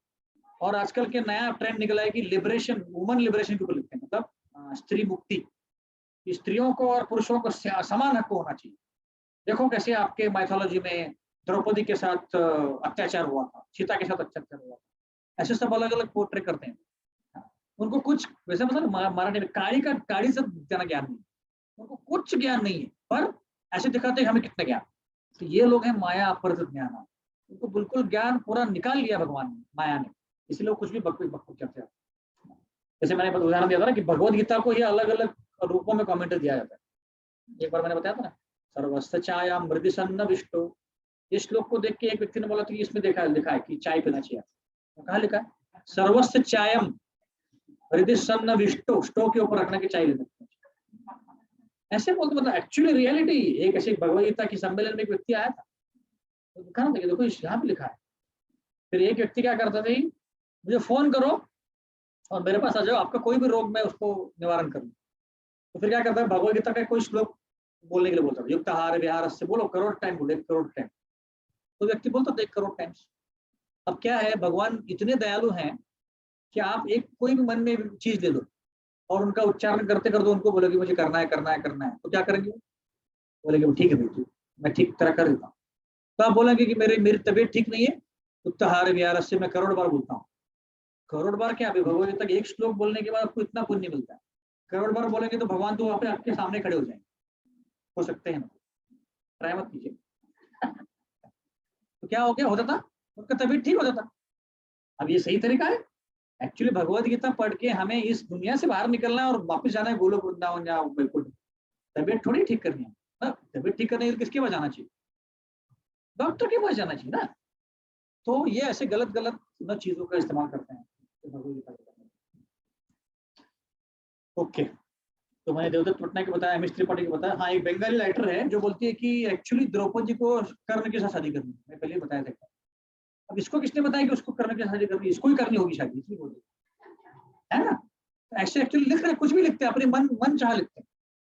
अब महाभारत में आप कहीं भी लिखा नहीं देखोगे कि द्रौपदी को कर्ण के साथ शादी करनी, नहीं करनी भी, उसको ऑलरेडी 5 हस्बैंड है, एकदम हाईली क्वालिफाइड है वो भी, उसको क्यों चाहिए? तो बट वो ऐसे लिखते रहते, कुछ तो ऐसे लिखेंगे।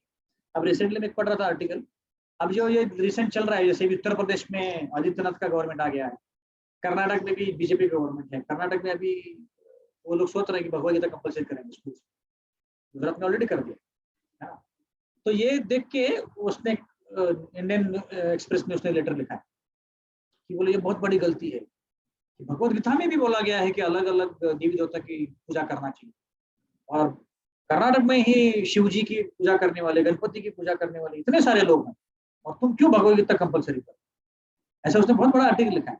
वो बोलता है कि ये जो हिजाब का एपिसोड हुआ, या अभी रिसेंटली आया है कि हिंदू टेम्पल्स के आसपास 1-2 किलोमीटर के रेंज में कोई भी मुस्लिम्स को अलाउ नहीं करना चाहिए, ये भी आया है। ऐसे बहुत सारी चीजें आए हैं, उसको देख के बता रहा था वो कि कितना बड़ा गलती है सोशियोलॉजी हम कर रहे हैं, वापस भेजेंगे गवर्नमेंट नहीं आएगा वगैरह वगैरह। एक्चुअली उसको ये दिख नहीं रहा है कि भगवद गीता कंपलसरी करेंगे तो सारे लोग भगवद गीता पढ़ेंगे बच्चे, तो कितना बड़ा पुण्य मिलेगा उनको, और उनको अगला जन्म मनुष्य को मिलेगा, सारे भक्त बनेंगे, कितना अच्छा होगा। नहीं सोच रहा है, उसको लग रहा है कि नहीं सोशली गलत है, सबको समान हक होना चाहिए। जैसे यशवंत सिन्हा करके एक व्यक्ति है, आपको जानता होगा, तृणमूल कांग्रेस में गया, उसने एक बीच में आर्टिकल लिखा था कि बोलता है कि एक्चुअली मोदी गवर्नमेंट बहुत गलत कर रही है। 1970 में सारे कांग्रेस ने सबको सर्वधर्म समभाव किया था, इसलिए सब अच्छा चल रहा था। अभी सब हिंदुत्व करके सब गड़बड़ कर रहे हैं, ऐसे लिखा है। ऐसा टाइम कब आएगा? अभी है खुद 82 ईयर्स का, वो 42 साल का, 42 नहीं ना, 82 साल का, अब कभी भी मर सकता है। बोल रहे कि मेरे जीते जीते पता नहीं कैसा टाइम आएगा कि सब सर्वधर्म समभाव। एक्चुअली आप अगर देखेंगे तो मतलब हम लोग मुस्लिम के खिलाफ नहीं बोल रहे, बट जनरल पॉलिसी उनकी क्या है, जब मुस्लिम राज्य कर रहे थे तो हिंदू के ऊपर डबल टैक्स करते थे। और आप कोई भी मुस्लिम कंट्री में जाओ, दुबई में जाओ, सऊदी अरेबिया में जाओ, वहां पे आप कोई जमीन नहीं खरीद सकते, आप सिटीजन नहीं बन सकते, आपको कोई हक नहीं वोटिंग करना, कुछ नहीं।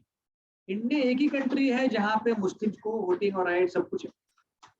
तो जब वो माइनॉरिटी में होते हैं तो बोलते हैं कि हम लोग माइनॉरिटी में हमको कुछ हक थे, और जब मेजोरिटी में होते तो हक जमाते। ये उनका स्ट्रेटेजी है। तो एक्चुअली बीच में ऐसा आया था कि जो भी कर रहे हैं मोदी और आदित्यनाथ सही है, जब तक हम हमारा धर्म का प्रोपेगेट नहीं करेंगे तब तक हमको दबाया जाएगा। बीच में एक्चुअली यूट्यूब पे आया था कि 2050 में, मतलब 50 में, 2050 में यूके में मुस्लिम पॉपुलेशन 40% हो जाएगा। आप सोचिए, अब रिसेंट के जो उत्तर प्रदेश में जो इलेक्शंस हुए थे, 2-3 ऐसे विलेजेस थे, गांव थे जहाँ पे 25% मुस्लिम थे, और वहां पे मुस्लिम कैंडिडेट जीत के आते। अगर सिर्फ 25% मुस्लिम जीत के आता है तो सोचिए 40% 50% को क्या है ना। तो कहने का तात्पर्य है कि जो माया अपरत ज्ञान लोग हैं, यही लोग हमारे हिंदू लोग ही हैं, मुस्लिम भी नहीं है ना। हिंदू लोग ही हैं जो हमारे हिंदुत्व को अपोज करते हैं। बीच में ये सारे बड़े बड़े MIT, हार्वर्ड, प्रिंसटन, ये सारी यूनिवर्सिटी मिलकर कॉन्फ्रेंस कर रहे थे कि हाउ टू बीट हिंदुत्व, भाई ये हिंदुत्व को मात कैसे करनी चाहिए, इसके ऊपर कॉन्फ्रेंस कर रहे हैं। और उसमें आधे लोग कौन है? हिंदू जी हैं। आप सोचिए, हमारे घर पे ही भेद है। इसलिए हमने ये पढ़ के हमने प्रचार करना चाहिए, जितना प्रचार कर सके उतना करना। नहीं तो हम ऐसा टाइम आएगा कि हम लोग जपा भी नहीं कर पाएंगे, भगवान का नाम नहीं कर पाएंगे। आप ऐसे जैसे प्रोग्राम ले रहे हैं, बाजू वाले बोलेंगे कि आप प्रोग्राम ले सकते, ऐसा हो सकता है, वह भी एक ही चीज। इसलिए ये माया पर ज्ञान जैसे लोगों से हमें बचकर रहना चाहिए। अब रिसेंटली और एक आया था, चेतन चरण प्रभु के बता रहे थे कि जैसे ही ये कश्मीर फाइल मूवी रिलीज हुई है ना, 2-4 दिन में ही एक ही न्यूज़पेपर में 3 आर्टिकल आए, और क्या बोल रहे हैं तीनों आर्टिकल कि हिंदू धर्म में कितना वायलेंस है। क्या बोल रहा है? हिंदू धर्म में कितना हिंसा है।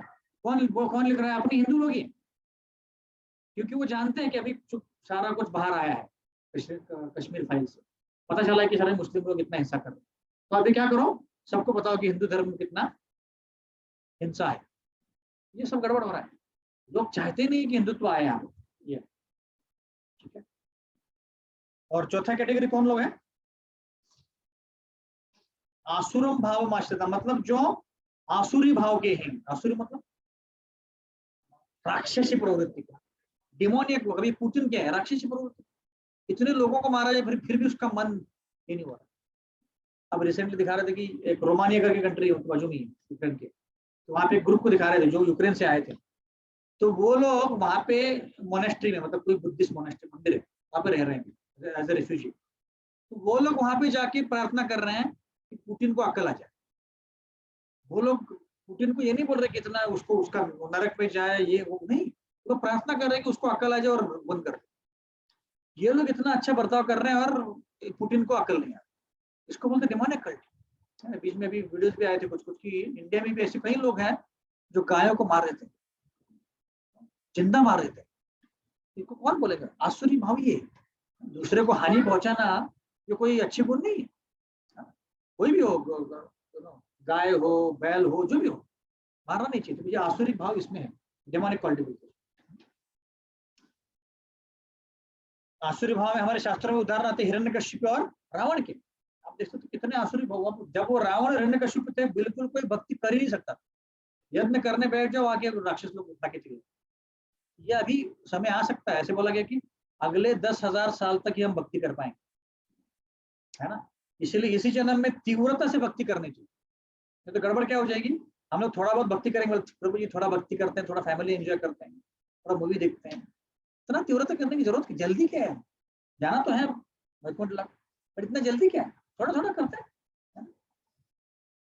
सुबह उठ के जपा करने की जरूरत, दिन में आराम से जपा करेंगे। तो अगर तीव्रता नहीं रहेगी तो गड़बड़ क्या हो जाएगा? थोड़ी बहुत भक्ति कर लेंगे हम, उस थोड़ी बहुत भक्ति से स्वर्ग पहुंचे, स्वर्ग में थोड़े साल रहेंगे, वापस आ जाएंगे। अब वहां के 16 साल मतलब यहाँ के 5-10,000 साल, जब तक आएंगे कोई कृष्ण कॉन्शियस नहीं, कोई इस्कॉन नहीं, कुछ नहीं, है ना। सारे गुंडे, सारे आसुरी प्रभु, चारों कैटेगरी के लोग मिलेंगे, अगले कैटेगरी के नहीं मिलेंगे, तो 16 श्लोक है। तो भक्ति करने की जो झोला है हाथ में, जब हम जपा करते हैं वो भी नहीं दे पाएंगे, जपा भी नहीं कर पाएंगे, क्योंकि सारे राक्षस हैं। ये प्रॉब्लम है, इसलिए हमें इसी जन्म को, हमें लास्ट जन्म बनाना, इतनी तीव्रता से भक्ति करने के हम वैकुंठ लोग चले वापिस आना पड़े। क्योंकि अभी राम राज्य नहीं है। राम राज्य जब था, जैसे युधिष्ठिर महाराज, परीक्षित महाराज थे, कोई भी कोई पाप नहीं कर सकता, करता ही नहीं था। क्यों? क्योंकि परीक्षित महाराज और युधिष्ठिर महाराज खुद ही भगवान की भक्ति इतनी करते थे कि उनको देख के भगवान खुश हो जाते और बाकी लोग भी भक्ति करते। तो ऐसे एक भी समय नहीं आता था कि कोई पाप करता था, पाप होता ही नहीं था। आप सोचिए, जब परीक्षित महाराज पूरा दुनिया घूम लिए तो उन्होंने देखा कि एक व्यक्ति था जो गाय को मारा और बैल को मारा, एक ही व्यक्ति मिला उनको, हाँ, और उसको उन्होंने पिटाई कर दी। और अभी आप देखिए तो ऐसे लोग भर भर के हैं। एक अच्छा है कि योगी की गवर्नमेंट में वो जो भी गाय को मारता है उसको पकड़ के उतनी पिटाई करते, इतनी पिटाई करते हैं, तो वापस कभी जरूरत नहीं करेगा। ऐसे सब जगह होना चाहिए। आप देख सकते हैं अभी ऐसे कई एक्टर्स भी हैं, जैसे अक्षय कुमार भी है, जो क्या बोलते हैं पता है कि मैंने देखा एक व्यक्ति था, उसने बोला कि मुझे वैष्णो देवी जाने की जरूरत क्या है, वही पैसा मैं किसी गरीब को दान करूं, और वो तालियां दे रहे उसको। एक्चुअली आसुरिक प्रवृत्ति है कि भगवान को अगर आपको अर्पण करना है, उसका और गरीब को देने का कोई संबंध नहीं। अभी इनको करोड़ों रुपए मिलती है, वो कहाँ से देते हैं? खुद कितनी पार्टियां करते हैं, एंजॉय करते हैं, तो पैसा देते नहीं देते। पर अगर कोई मंदिर में दे चढ़ावा करे या मंदिर में जाए, बोले कि नहीं वो पैसा तुम गरीब को दो, क्यों? तुम्हारे करोड़ों की पार्टी, उसमें से पैसे दे दो, नहीं देंगे। खुद के उनके इतने करोड़ों के घर हैं, उसमें से पैसा नहीं देंगे। ये आसुरी प्रवृत्ति है एक्चुअली। भगवान को कनेक्ट नहीं करना है, पर बाकी सब चाहिए होगी। इसी के लिए वो मूवीज निकले था ना, पीके और OMG, उनका कैरेक्टर यही था कि भगवान है ही नहीं है, भगवान को कनेक्ट करना है तो आप डायरेक्ट कनेक्ट करो, किसी बीच में लाने की जरूरत नहीं। बीच में लाने की जरूरत नहीं, बोलने वाले आप कौन? आप बीच में आ रहे हो। अगर आप बोल रहे हो कि बीच में नहीं लाना चाहिए, तो आप क्यों आ रहे हो बीच में? ये सारे अलग अलग कैरेक्टरिस्टिक्स हैं। तो इसलिए 4 लोग हम देखते हैं, जो भगवान बता रहे हैं कि 4 प्रकार के लोग हैं। कौन से हैं? पहला कैटेगरी मूढ़, मतलब कौन? मूर्ख। मूढ़ बोलो तो एक ही उदाहरण है जी सामने, कौन सा? गधे का। दूसरा नराधम। नराधम मतलब सबसे नीचे वाले लोग, जो भगवान को मानते नहीं, बाकी सब मानेंगे, भगवान को नहीं मानते। तीसरा माया अपरज्ञान, मतलब जिनका अकल ठिकाने पर नहीं, माया लेके गई। चौथा आसुर। आसुर मतलब राक्षसी प्रवृत्ति, बिल्कुल मन में दया नहीं। ऐसे 4 लोग भगवान के पास कभी नहीं आते। तो इनका भला कैसे होगा? जब भक्त उनके पास जाएंगे तब उनका भला होगा, तब तक नहीं होगा। भगवान नहीं जाएंगे, जब भगवान के पास भी नहीं आएंगे, जब भक्त जाएंगे तब उनका भला होगा। हरे कृष्णा। ये विराम देते हैं। किसी को प्रश्न है? हमारे कल से हम आज थोड़ा सा लेट चले, 15 मिनट लेट हो गए। कोई प्रश्न?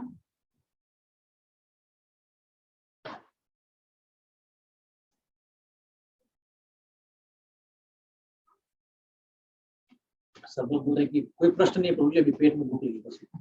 इस बात से No, nothing.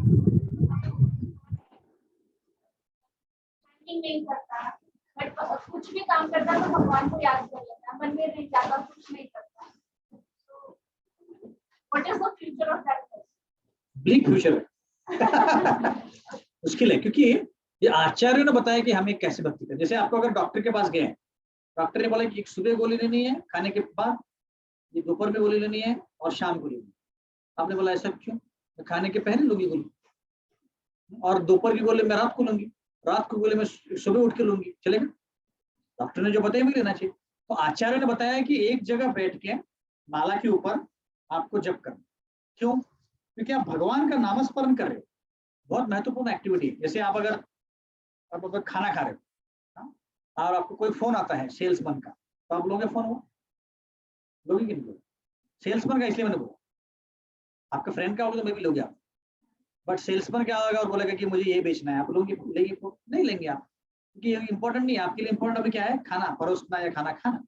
वैसे जब हम भगवान का जप कर रहे हैं तो हमारा फुल फोकस भगवान के ऊपर होना चाहिए। जब हम काम करते हैं तब हमारा काम आधा अटेंशन रहता है, आधा काम के ऊपर, आधा भगवान के ऊपर। तो कई बार भगवान के ऊपर होता ही नहीं, कोई और विचार आते हैं। तो इसीलिए एक जगह बैठ के जितना भी हो सके, एक माला दो माला हमने भगवान के लिए नमस्कार, तो हम भगवान फिर सीरियसली लेंगे। हाँ यार, माता जी तो बैठ के एक जगह बैठ के जप कर रहे हैं, फिर भगवान सीरियसली। अंदर तो कुछ और ही चल रहा है। बराबर। तो शुरुआत करेक्ट, ये करेक्ट है आपका कहना, बराबर। इसलिए एक जगह बैठ के हम जैसे 5 बजे आके जपा चालू करते हैं, एक साथ जप करते हैं, तो फिर हमें लगता है एक जगह बैठ के कॉन्सेंट्रेशन देके जपा करना। तो उसमें भी टेक्निक्स हैं, जैसे हरे कृष्ण महामंत्र आप सामने रखिए, उसको पढ़िए, हरे कृष्णा हरे, तो मन कहीं भटकेगा, है ना? उसमें भी टेक्निक्स है। फिर पहले शुरुआत तो करें एक जगह बैठ के। आपका बात सही है, कोई ऐसे जैसे जब हरे कृष्णा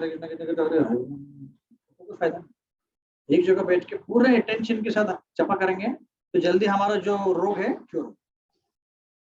तो आचार्य ने बताया कि एक जगह बैठ के जपा करना है, 16 माला जपा करना है। शुरुआत हम एक माला से कर सकते हैं, बट हमारा गोल है कि 16 माला तक आए, 2 घंटे लगते हैं। और भगवद गीता पढ़ना है, भगवद गीता के लेक्चर सुनने हैं, भक्तों का संग करना है। ऐसे करते करते रहेंगे तो फिर हमारा धीरे धीरे प्रगति। ठीक है, और कोई प्रश्न है किसी को? मूड जो होते हैं उनको कोई और सोशल पॉलिटिकल उनको कुछ कारण नहीं होता, कुछ पता नहीं होता। मतलब आप किसी को पूछो अभी रास्ते में जाके कि जो जैसे कारपेंटर है या सिक्योरिटी गार्ड है, उनको पूछो कि हमारे गवर्नमेंट का चीफ मिनिस्टर कौन है, मुझे कुछ नहीं पता। या हाँ, अज्ञानी होते हैं, उनको कुछ पता नहीं। मतलब उनको सिर्फ क्या होता है, मैं अपना काम, अगर दारू पीना घर पीते रहेंगे, और मेरी फैमिली, इतना ही बताओ उनको। बाकी सोशली भी वो कनेक्टेड नहीं होते।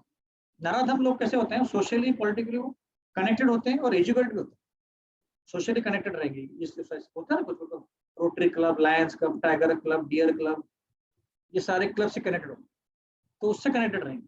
थोड़ा सोफिस्टिकेटेड है बूढ़ा की क्लब, बट ये कॉम्बिनेशन हो सकता है।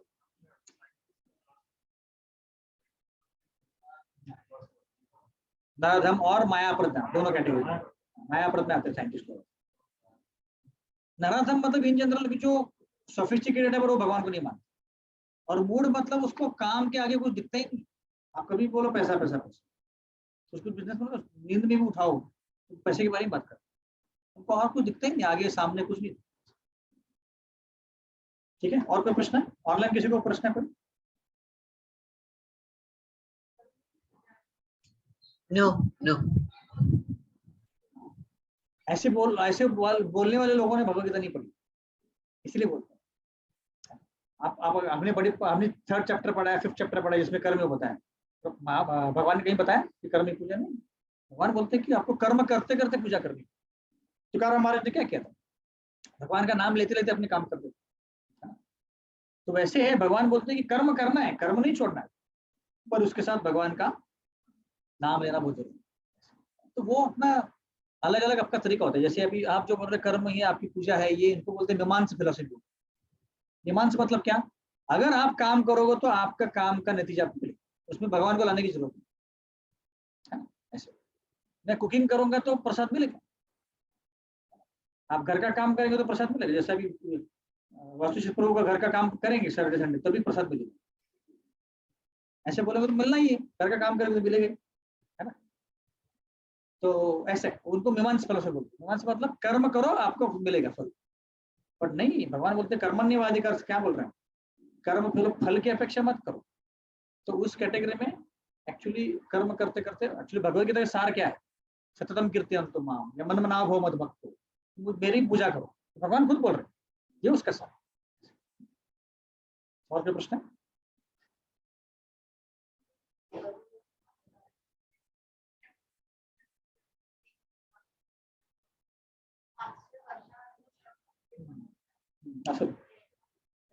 असुर से मतलब जब मला माहित नहीं, माता जी पूछ रहे हैं कि गरुड़ जी का एक सीरियल आता है जो कि हमने देखना नहीं चाहिए बट उसमें वो अंडे से बाहर आते हैं और 500 साल तक वो अंडे में रहते हैं। ऐसा हो सकता है, मैं गरुड़ पुराण नहीं पढ़ा है, पर हो सकता है ऐसा, क्योंकि पहले जिसमें मैंने बताया कि प्रहलाद महाराज अपने माँ के पेट में 10,000 साल तक, ऐसे कैसे पॉसिबल, तब के समय में 1,00,000 साल तक रहते थे जिंदा, तो इसलिए प्रहलाद महाराज अपने माँ के पेट में 10,000 साल तक थे, हो सकता है।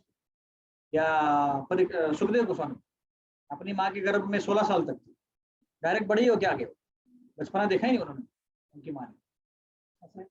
पहले के जमाने में माताओं को बहुत शक्ति होती। एक बार एक वेदवती करके माता थी, उन्होंने सूर्य को उगने से रोक दिया था। आपको स्टोरी पता है? अभी नहीं बताऊंगा क्योंकि अभी लेट हो गया है, तो अगले समय बताऊँ, याद दिलाना, ठीक है? और अगले सेशन के लिए कुछ स्टोरी चाहिए, सारी स्टोरी एक ही सेशन में बताऊंगा तो मेरे पास क्या रह जाएगी, और आप लोग आओगे भी नहीं, बोलोगे प्रभु जी आपने स्टोरी बताना बंद कर दी इसलिए आगे आने रहे 10,000 साल के बाद, ठीक है? 1 second, I want to ask something. Yes, माता जी। So, when you say that you must have some devotion, it doesn't mean that you have to leave everything aside and just go on praying, right? It Yeah, means you have to pray in proportion. Yes, yes. बराबर। माता जी पूछ रहे हैं कि भक्ति करना चाहिए but सब कुछ छोड़ के भक्ति करना चाहिए, नहीं, अगर करेंगे तो बहुत अच्छा है जरूर नहीं, क्योंकि भगवान कृष्ण खुद ही तीसरे अध्याय में 5वें अध्याय बता रहे हैं कि कर्म करते रहो, अपने कर्म करते करते Yes, भक्ति you had mentioned it, correct? तो जैसे मैं अभी वस्तुचित प्रभु हैं, मैं हूँ, पूर्णानंद है, अभी हम लोग भक्ति कर रहे हैं काफी साल से, मैं अभी 12 साल से कर रहा हूँ, प्रभु जी 10 साल से कर रहे हैं, बट प्रभु जी हनीवेल में बहुत सीनियर पोजीशन पे हैं, मैं भी एक जॉब में कंपनी में जॉब करता हूँ, तो हमें अपना जॉब छोड़ा नहीं है, हम तो कर रहे हैं। भगवान कभी नहीं बोल रहे कि घर के काम छोड़ के सब कुछ भक्ति करो, तो करेंगे तो बहुत अच्छा है, बट वो नहीं होता है, तो कर्म करते करते भक्ति करो, ठीक है? Okay, thank you. धीरे धीरे बट भक्ति बढ़ानी है। जैसे छोटा बच्चा बड़ा होता है तो खाना अपना बढ़ाता है, पहले 1 ही रोटी खाता है, फिर 2 खाता है, 3 खाता है, ऐसे भक्ति भी हमें बढ़ानी चाहिए, ठीक है? और कोई प्रश्न? चैंटिंग करना है, लेट हो गया मतलब चैंटिंग करना है, मतलब लेट हो गया 5 मिनट, किसी को जल्दी है जाने की, 5 मिनट करते हैं। जब किसी को अगर जल्दी है तो किचन में जाइए, प्रसाद दीजिए, फिर जाइए प्रसाद रेडी है सब कुछ, मेरे से लेट हो गया। हाँ चले, एग्जैक्टली 5 मिनट करते हैं हम लोग। हाँ, भक्ति पहले, प्रसादम बाद में ठीक है, मैं शुरुआत करता हूँ। अगर किसी को माला चाहिए तो प्रभु जी से माला लीजिए।